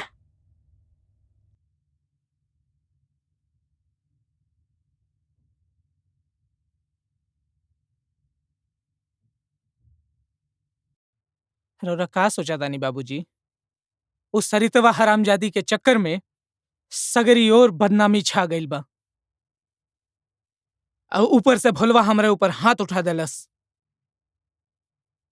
मौका अच्छा बा बाबूजी, ना बड़का भैया बाड़े और ना आजे भैया। आई पूरा गांव जवार में इज्जत के मटिया मेट कर देले हमनी के। चली बाबूजी, हम सब व्यवस्था कर चुकल बानी। बाबूजी रौरा चली।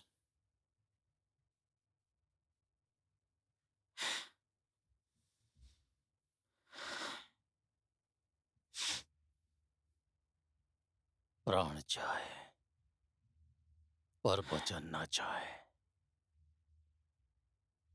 चल।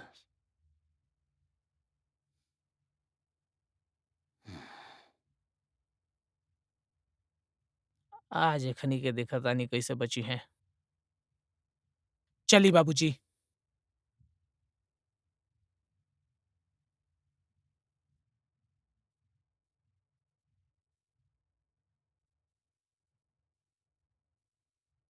ए अजीत, जल्दी आओ। बस बाबूजी आवत नहीं।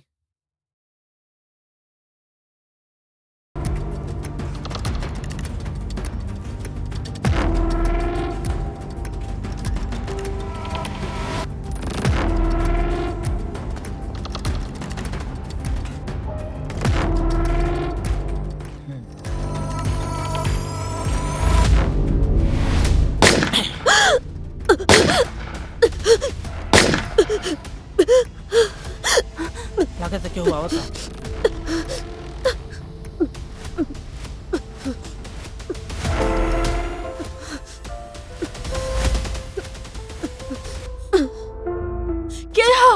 क्या हो जा?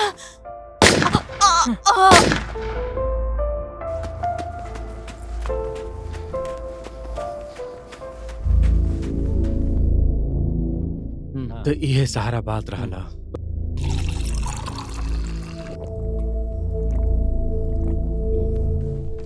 वैसे जौन भी भइल ना भाई, गलते भइल। कितना रुपया भइल हो? 10 रुपया। 10 रुपया ला।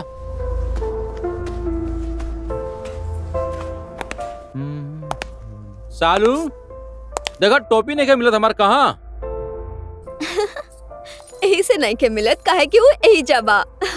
देखी बताई कैसा लगत है हम राउत टोपी में? बताई बताई। जब कुल चीज हेने होने रखबा तो कैसे मिली?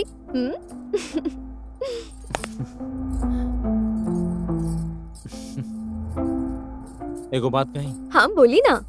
इस साड़ी में तू ना साचू का?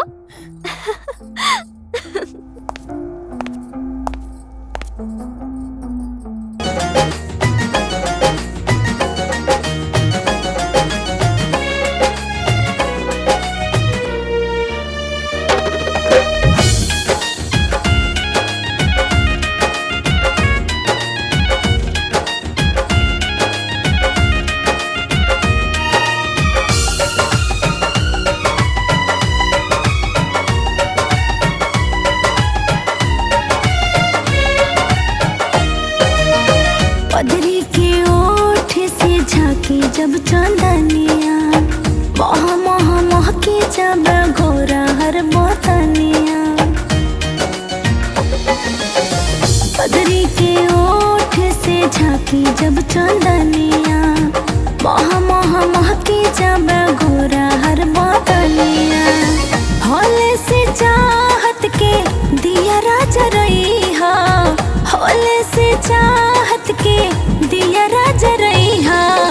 चोरी चोरी छुप के से कुंडी खटकई हा, चोरी चोरी छुप के से कुंडी खटकई हा।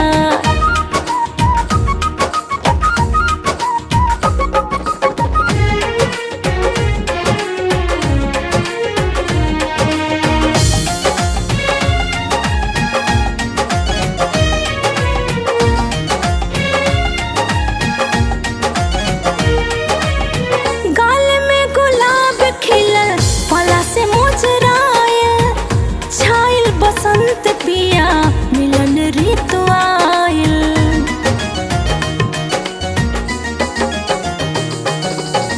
गाल में गुलाब खिलल पला से मुजरायल, छाइल बसंत पिया मिलन ऋतु आयल। जब कुछ मिललैया झलके झिरकी पुरवा जब हलके, जब कुछ मिललैया झलके झुरकी पुरवा जब हलके।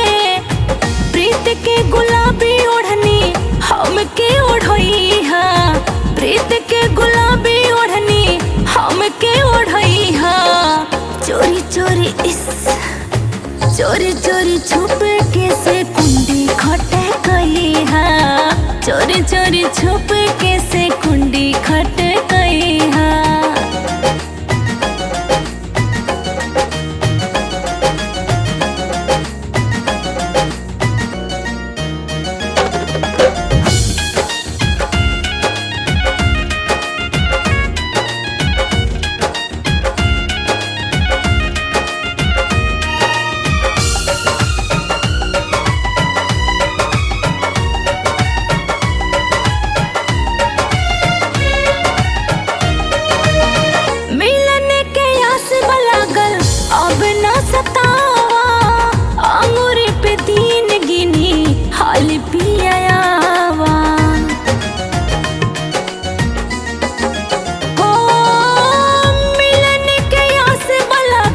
अब ना सतावा, अंगूर पे दिन गिनी हाली पिया आवा, सजिया पे रंग चढ़ा जा, दिल दिल भर के धड़का जा, सजिया पे रंग चढ़ा जा, दिल दिल भर के धड़का जा, पलकन के छैया में हम के बसई है, पलकन के छैया में हम के बसई है, चोर चोर छुप के से कुंडी खटे कई है, चोर चोर छुप के से कुंडी खटे कई है।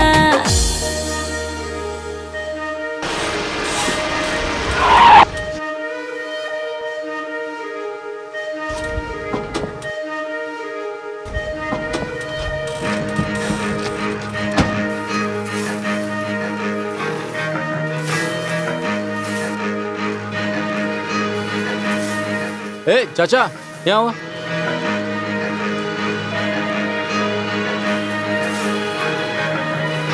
चाचा ये कहाँ बा लोग? कहाँ ताला बंद बा? साहब एक हफ्ता से बंद हुआ। कहाँ गए लोग? अब कुछ लोग बाहर रहले, कुछ लोग विदेश में रहले। दोनों कुजात से शादी कैले रहले, वो भाग गइल बाने कहीं लड़की लेके। एक लड़का घर ही में रहता है। अच्छा, कुजात में शादी कैले? जी। किसके घर शादी किया कुजात में? और रामचंद्र के यहाँ शादी किया है। रामचंद्र कहाँ घर बा उनका? बगले में है और उधर। ठीक है चाचा, तू जा। ठीक ठीक।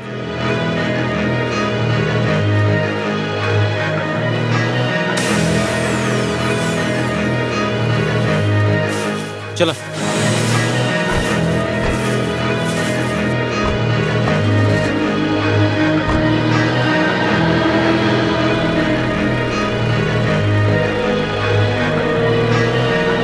अरे रामचंद्र के घर कहाँ बा? सर आगे से दाई मोड़ जाए। यही मोड़ से? हाँ सर। चलो।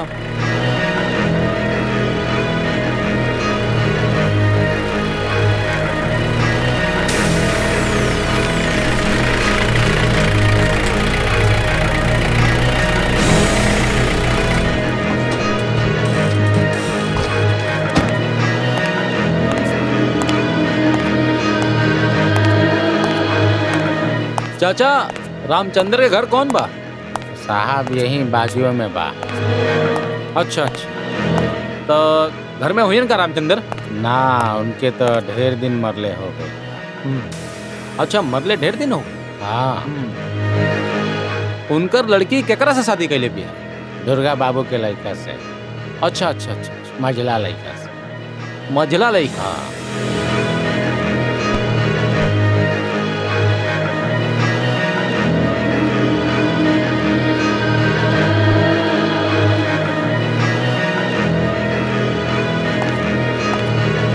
जय हिंद सर। जय हिंद। जय। जो वो गांव में कांड हुआ था उसके बारे में ये जानते हैं? नमस्ते सर। क्या जानते हैं आप? सर वो जोन घटना भइल रहे सर, सरिता के एगो भाई है जोन मुंबई में रहेला, वो हमार दोस्त है सर। ओकर नंबर हमरा पास बा सर। ये देखिए, ये नंबर है सर।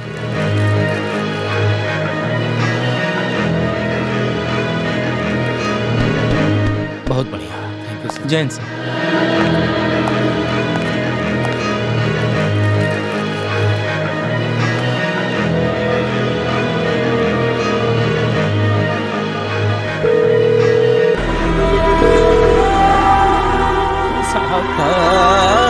मेरी बहन के साथ बहुत गलत हुआ साहब,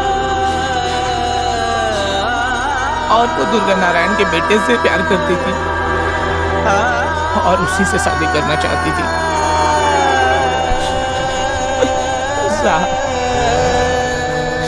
दुर्गा बाबू के दूसरे बेटे अजय हमरे बहन के साथ प्यार के धूम कैले साहब, और दुर्गा नारायण हमारे बाबूजी को मार डाले साहब, और हमारे बहन के जबरदस्ती दूसरी जगह शादी करा दी है साहब। मैं गांव छोड़ के भाग गया था साहब। वो अजय और परिवार की वजह से हमनी के और हमारे बाबूजी के इज्जत नीलाम हो गई साहब। हमारे ससुर जी भी मान गए थे उनको अपनाने के लिए, लेकिन उनकी एक शर्त थी कि वो कुछ दिनों के लिए इस शहर से बाहर चले जाएं, तब तक कि गांव वाले ऐसा कुछ ना बोले, माहौल शांत हो जाए, उसके बाद वो वापस आ जाए। और मेरे कहने पर और अपने पत्नी के कहने पर वो शहर से बाहर चले गए और उसके बाद एंड टाइम पर मुझे भी मायके भेज दिया गया। और फिर क्या हो गया सर, जब मैं लौट कर यहाँ आई तो पता चला कि मेरी देवरानी यहाँ है ही नहीं, उसके साथ छोटा सा बच्चा भी था। मैं उसके साथ बहुत खेलती थी, मुझे नहीं पता कि वो बच्चा कहाँ है, किस हाल में है सर। देखिए मैडम, सबसे खुशी की बात यह है कि वो बच्चा अभी जिंदा है। कहाँ है वो बच्चा? वो बच्चा हॉस्पिटल में है, बट उसकी माँ इस दुनिया में नहीं है। मुझे वो बच्चा कैसे मिलेगा? आपको हॉस्पिटल जाना पड़ेगा उस बच्चे के लिए। रही बात की अगर प्रशासन को आपकी जरूरत हुई तो दोबारा आपको थाना में आना पड़ेगा। मैं जरूर आऊंगी सर, बहुत बहुत धन्यवाद, आप मेरे बच्चे को बचा लिए। ठीक है, जा सकती हैं।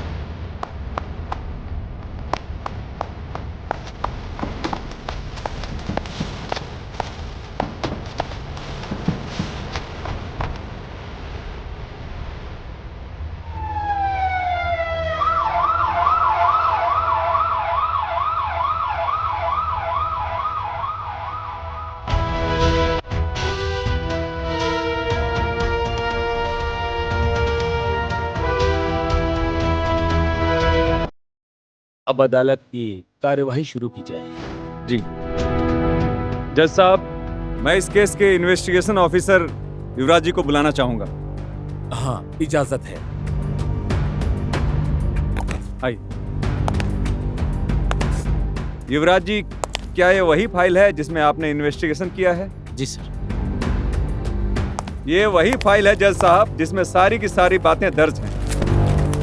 घटना स्थल पे जो कुछ भी आपने देखा, जांचा, पड़ताला, वो सारी बातें जज साहब के सामने रखिए।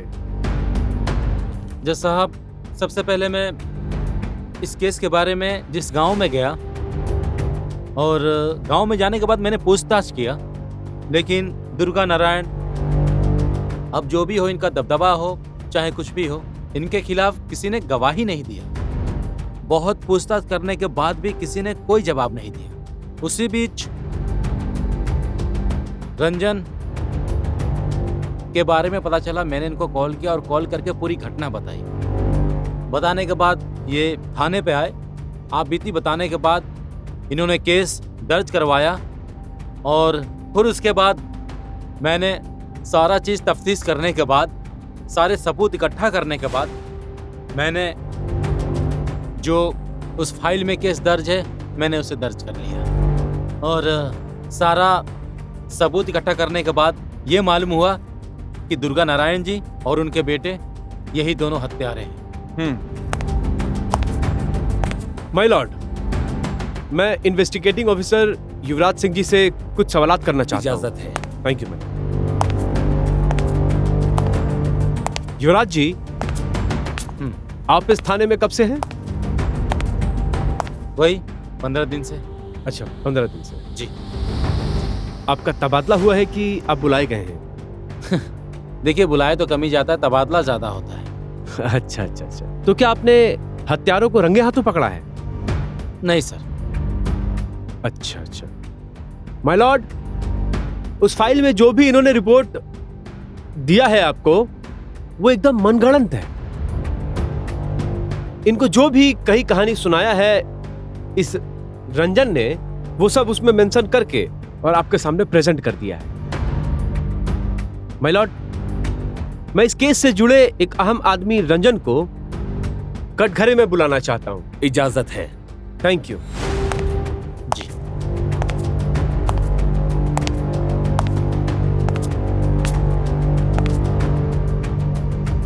तो रंजन जी, आप हत्या के समय कहाँ थे?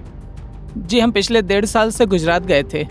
जब हमरा के हमर माई और बहन के हत्या के बारे में पता चलल तो हम झट से भाग गई। नहीं। अच्छा, झट से भाग के आ गए? जी सर। कब से हैं आप? मतलब कितने सालों से हैं आप? 1 साल से लगभग। 1 साल से। हत्या के समय यानी आप घर में नहीं थे? माय लॉर्ड, इस लड़के के बयानात आप सुन रहे हैं। ये स्पष्ट कह रहा है कि मैं 1 साल से घर में नहीं हूं। जब ये 1 साल से घर में नहीं था तो ये इनको पता कैसे चला कि हमारे मुवक्किल श्री दुर्गा नारायण जी इनके मां और इनके बहन की हत्या कैसे की? जैसे भी इस लड़के ने कहानी को गुना बुना और फिर एफआईआर लिखवा दी। इसका रीजन एक ही था माय लॉर्ड, कि मेरे मुवक्किल समाज में नामी और प्रतिष्ठित हैं।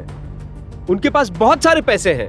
उनका एक बेटा चुप्पी बैंकॉक रहता है माय लॉर्ड, और ये लोग ज्यादा पैसा पाने के चक्कर में एक प्लान बनाया और उस प्लान का शिकार हुआ दुर्गा नारायण जी का दूसरा नंबर का बेटा मिस्टर अजय। और इनके बाप जब इस रणनीति में फेल हो गए तो मोहरा बनाए अपनी बेटी को आगे किया और अजय को फंसाया गया। और जब उसमें भी ये लोग फेल हो गए तो अपने ही बहन का इन्होंने मर्डर करवा दिया। और फिर सारे के सारे इल्जामात हमारे मुवक्किल दुर्गा नारायण जी पर डाल दिया। अब आप जा सकते हैं। माय लॉर्ड, मैं सरिता का जो दूसरा पति है उसे कटघरे में बुलाना चाहता हूं। इजाजत है। आइए।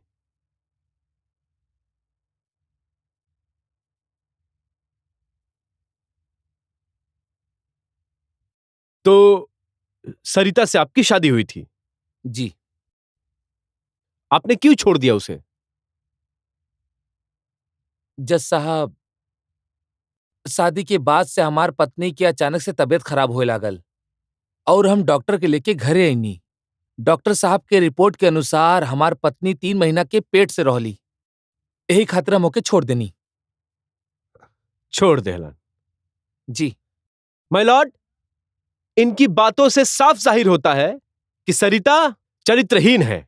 ऑब्जेक्शन माय लॉर्ड। Objection overruled. बैठिए आप। माय लॉर्ड, कोई भी पति अपनी चरित्रहीन पत्नी को अपने साथ नहीं रखेगा। सेम काम वही विनोद ने भी किया और करना भी चाहिए my lord. Thank you my lord. अब आपको कुछ पूछना है विनोद से? Yes my lord. हाँ तो विनोद, अभी आपने बताया कि आपकी शादी सरिता से हुई थी। जी बिल्कुल कहा था। तो फिर आपने तलाक क्यों नहीं दिया उसे? आपने कहा कि सरिता 3 महीने की प्रेग्नेंट थी, फिर आपने उसे तलाक क्यों नहीं दिया? मैं पूछता हूं, आपने उसे तलाक क्यों नहीं दिया? मिलॉर्ड, ये तो नॉर्मल है, गांव में ऐसा होता रहता है। उनका जो काम है वो कर रहे हैं, आप बैठिए। बताइए विनोद जी, आपने तलाक क्यों नहीं दिया? विनोद, आपको डरने की कोई जरूरत नहीं है। आप साफ साफ बताइए क्या हुआ था। आपने सरिता को तलाक क्यों नहीं दिया? जज साहब, ये सच है कि हम सरिता को छोड़ दिए, लेकिन इतना कुछ होने के बाद गांव समाज के बीच में सरिता को अपनाने के लिए तैयार हो गए। लेकिन जब हमने सरिता को बोला कि अबॉर्शन कराना पड़ेगा तो सरिता ने मना कर दिया। इसी बीच दुर्गा नारायण के बेटे अजय आकर के सरिता को अपनाया और उसने बोला कि इस बच्चे का बाप मैं हूं। बस मिलॉर्ड, इसीलिए मैंने छोड़ दिया। थैंक यू जज साहब, आप जा सकते हैं। ये सारा का सारा एक प्लान है जो कि महाशय का गड़ा बड़ा है। मैं अब इस केस के अहम किरदार को बुलाना चाहता हूं, मिस्टर अजय को। इजाजत है।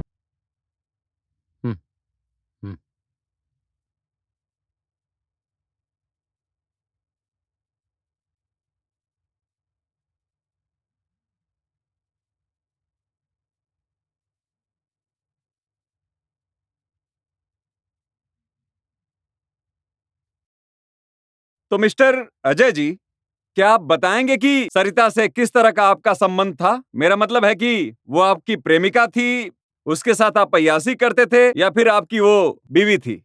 वो मेरी पत्नी थी। सरिता आपकी पत्नी थी? जी। आप कानूनी तौर पे उसके साथ विवाह किए थे? हम दोनों एक दूसरे से बेहद प्यार करते थे और गांव के पंचायत में ही हम दोनों ने शादी की थी। आपने सरिता से गांव के पंचायत में शादी की थी? आप पढ़े लिखे तो हैं ना यार? आप कहना क्या चाहते हैं? हम दोनों एक दूसरे से सच्चा प्यार करते थे। यही कि अगर सच्चा प्यार करते थे तो फिर किसके कहने पे उसे यहाँ छोड़कर चले गए थे? क्यों नहीं उसे अपने साथ बैंकॉक लेके गए? क्यों नहीं की सरिता से कानूनी तौर पे शादी? बोलो, जवाब दो मुझे। जज साहब, इनसे पूछा जाए कि ये किसके कहने पर गए बैंकॉक? क्यों छोड़ा सरिता को यहाँ? किसके भरोसे पे छोड़ा?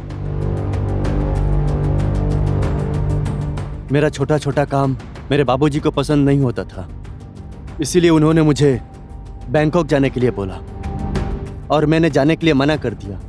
लेकिन सरिता ने अपने प्यार का वास्ता देकर मुझे भेज दिया, इसीलिए मैं चला गया। झूठ है ये जज साहब। सरिता ने इन्हें अपने प्यार का वास्ता दिया और ये बैंकॉक चले गए, और ये सरिता से प्यार करते थे। सरिता से इन्होंने शादी की अपने माँ बाप और उसके माँ बाप के विरुद्ध जाकर। सरिता से इनको बच्चा हुआ, और जब इनको पता चला कि सरिता से बेटा जन्म लिया है तो सरिता को अपने गांव से बाहर, और फिर खुद अपने माँ बाप के कहने पर ये चले गए बैंकॉक। असल में जब तक इनका सरिता के जिस्म से पेट नहीं भरा था, मन नहीं भरा था, तब तक इन्होंने सरिता को अपने साथ रखा। और जैसे ही सरिता के जिस्म से इनका मन भर गया, इन्होंने और इनके पिताजी ने मिलकर सरिता का मर्डर प्लान किया और उसकी हत्या कर दी। यह है इनकी सच्चाई। ऑब्जेक्शन माय लॉर्ड।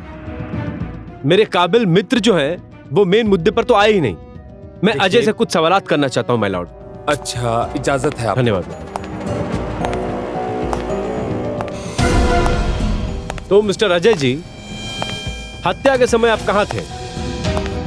मेरा मतलब है हत्या से पहले आप कहां थे? मैं बैंकॉक में था। आप किसके कहने पर बैंकॉक गए थे? बाबूजी के कहने पर। अच्छा, बाबूजी के। माय लॉर्ड, मेरे काबिल दोस्त भावनाओं में बहुत जल्दी बह जाते हैं। इन्होंने जो भी आरोप लगाया सरासर निराधार है। माय लॉर्ड,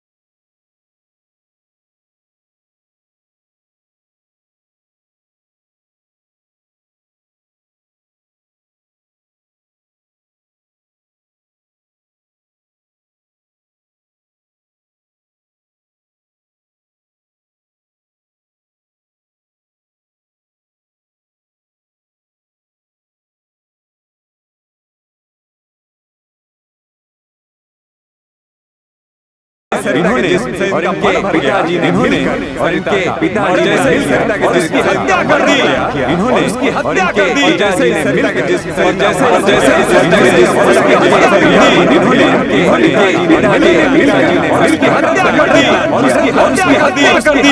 हाँ हाँ, मैंने ही ये हत्या की है। एक बार नहीं, मैंने कई बार हत्या की है। मैं कई सालों से उसकी हत्या करते आ रहा हूं। वो समझ ही नहीं भाई। बड़ी भोली थी ना वो। पहली बार जब उसे देखा तब उसकी हत्या की। दूसरी बार जब उसने अपने प्यार का इजहार किया तब उसकी हत्या की। जब उसने जीने मरने की कसम खाई तब उसकी हत्या की। जब शादी के बाद आखिरी बार वो मुझसे मिलने आई तो कहने लगी, ये जिस्म तो कोई भी ले लेगा पर ये जान तुम्हारी है।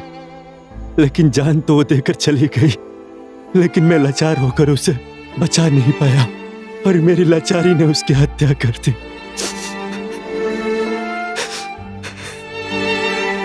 एक बार नहीं, 100 बार हत्या की मैंने जज साहब, 100 बार हत्या की। इसके बावजूद भी उसने सारा बंधन तोड़कर ऊंच नीच जात पात सारे चौकट लांग कर मेरे पास आने की कोशिश की। तब मेरे स्वार्थ ने उसकी हत्या कर दी। मेरे दूर जाने से वो डर रही थी जज साहब, कहीं मैं उसे बिछड़ न जाऊं। लेकिन वो खुद मुझे अकेले छोड़कर चली गई।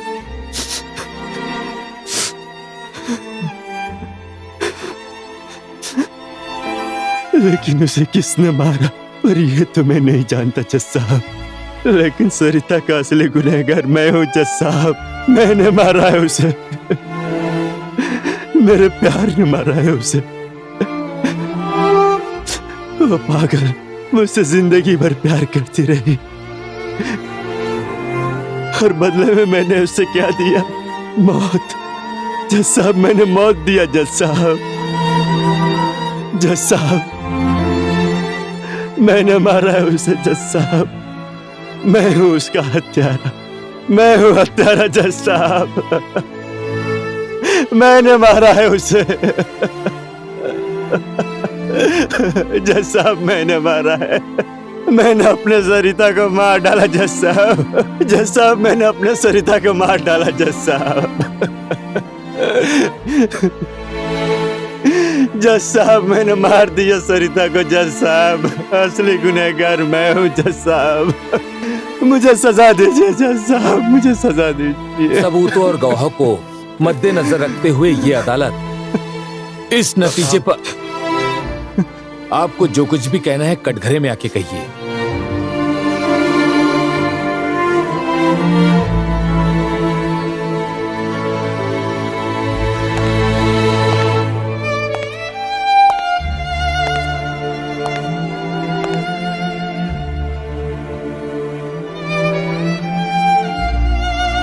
जज साहब, सरता और कर्मातारे के कत्ल हम कैले बानी।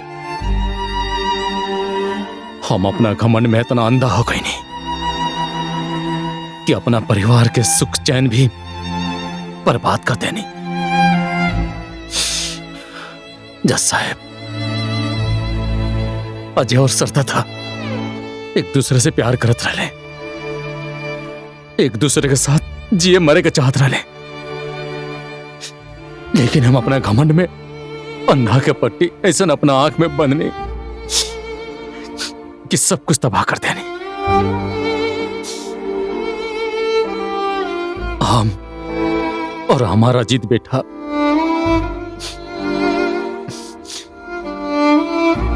मिलके सरता के मारे के षड्यंत्र रचले रहनी चा और मार देनी चा। हम तो अपना बेटा से माफी भी ना मांग सके, नहीं माफी भी ना।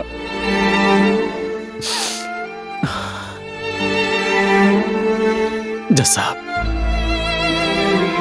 ये अदालत जौन भी फैसला सुनाई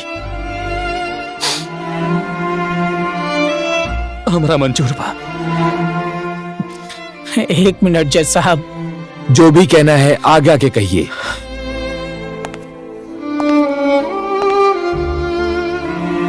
जज साहब, सबसे बड़ा हत्यारा हम बनी।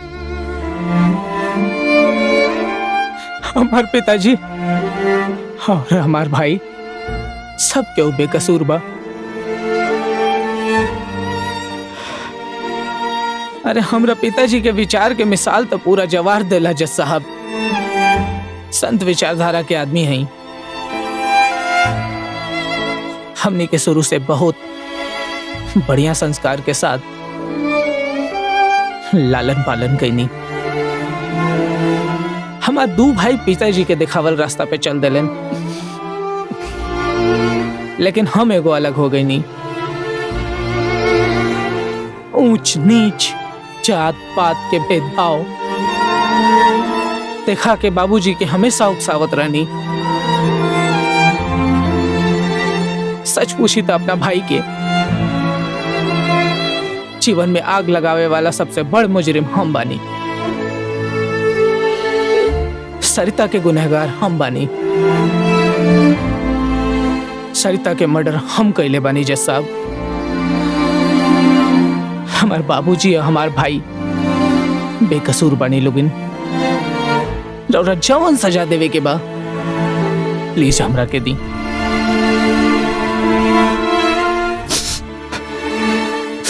तमाम गवाहों और सबूतों को मद्देनजर रखते हुए ये अदालत दुर्गा नारायण और उनके पुत्र अजीत को 10 साल सजाए बामुशक्कत कैद की सजा देती है। Court is adjourned.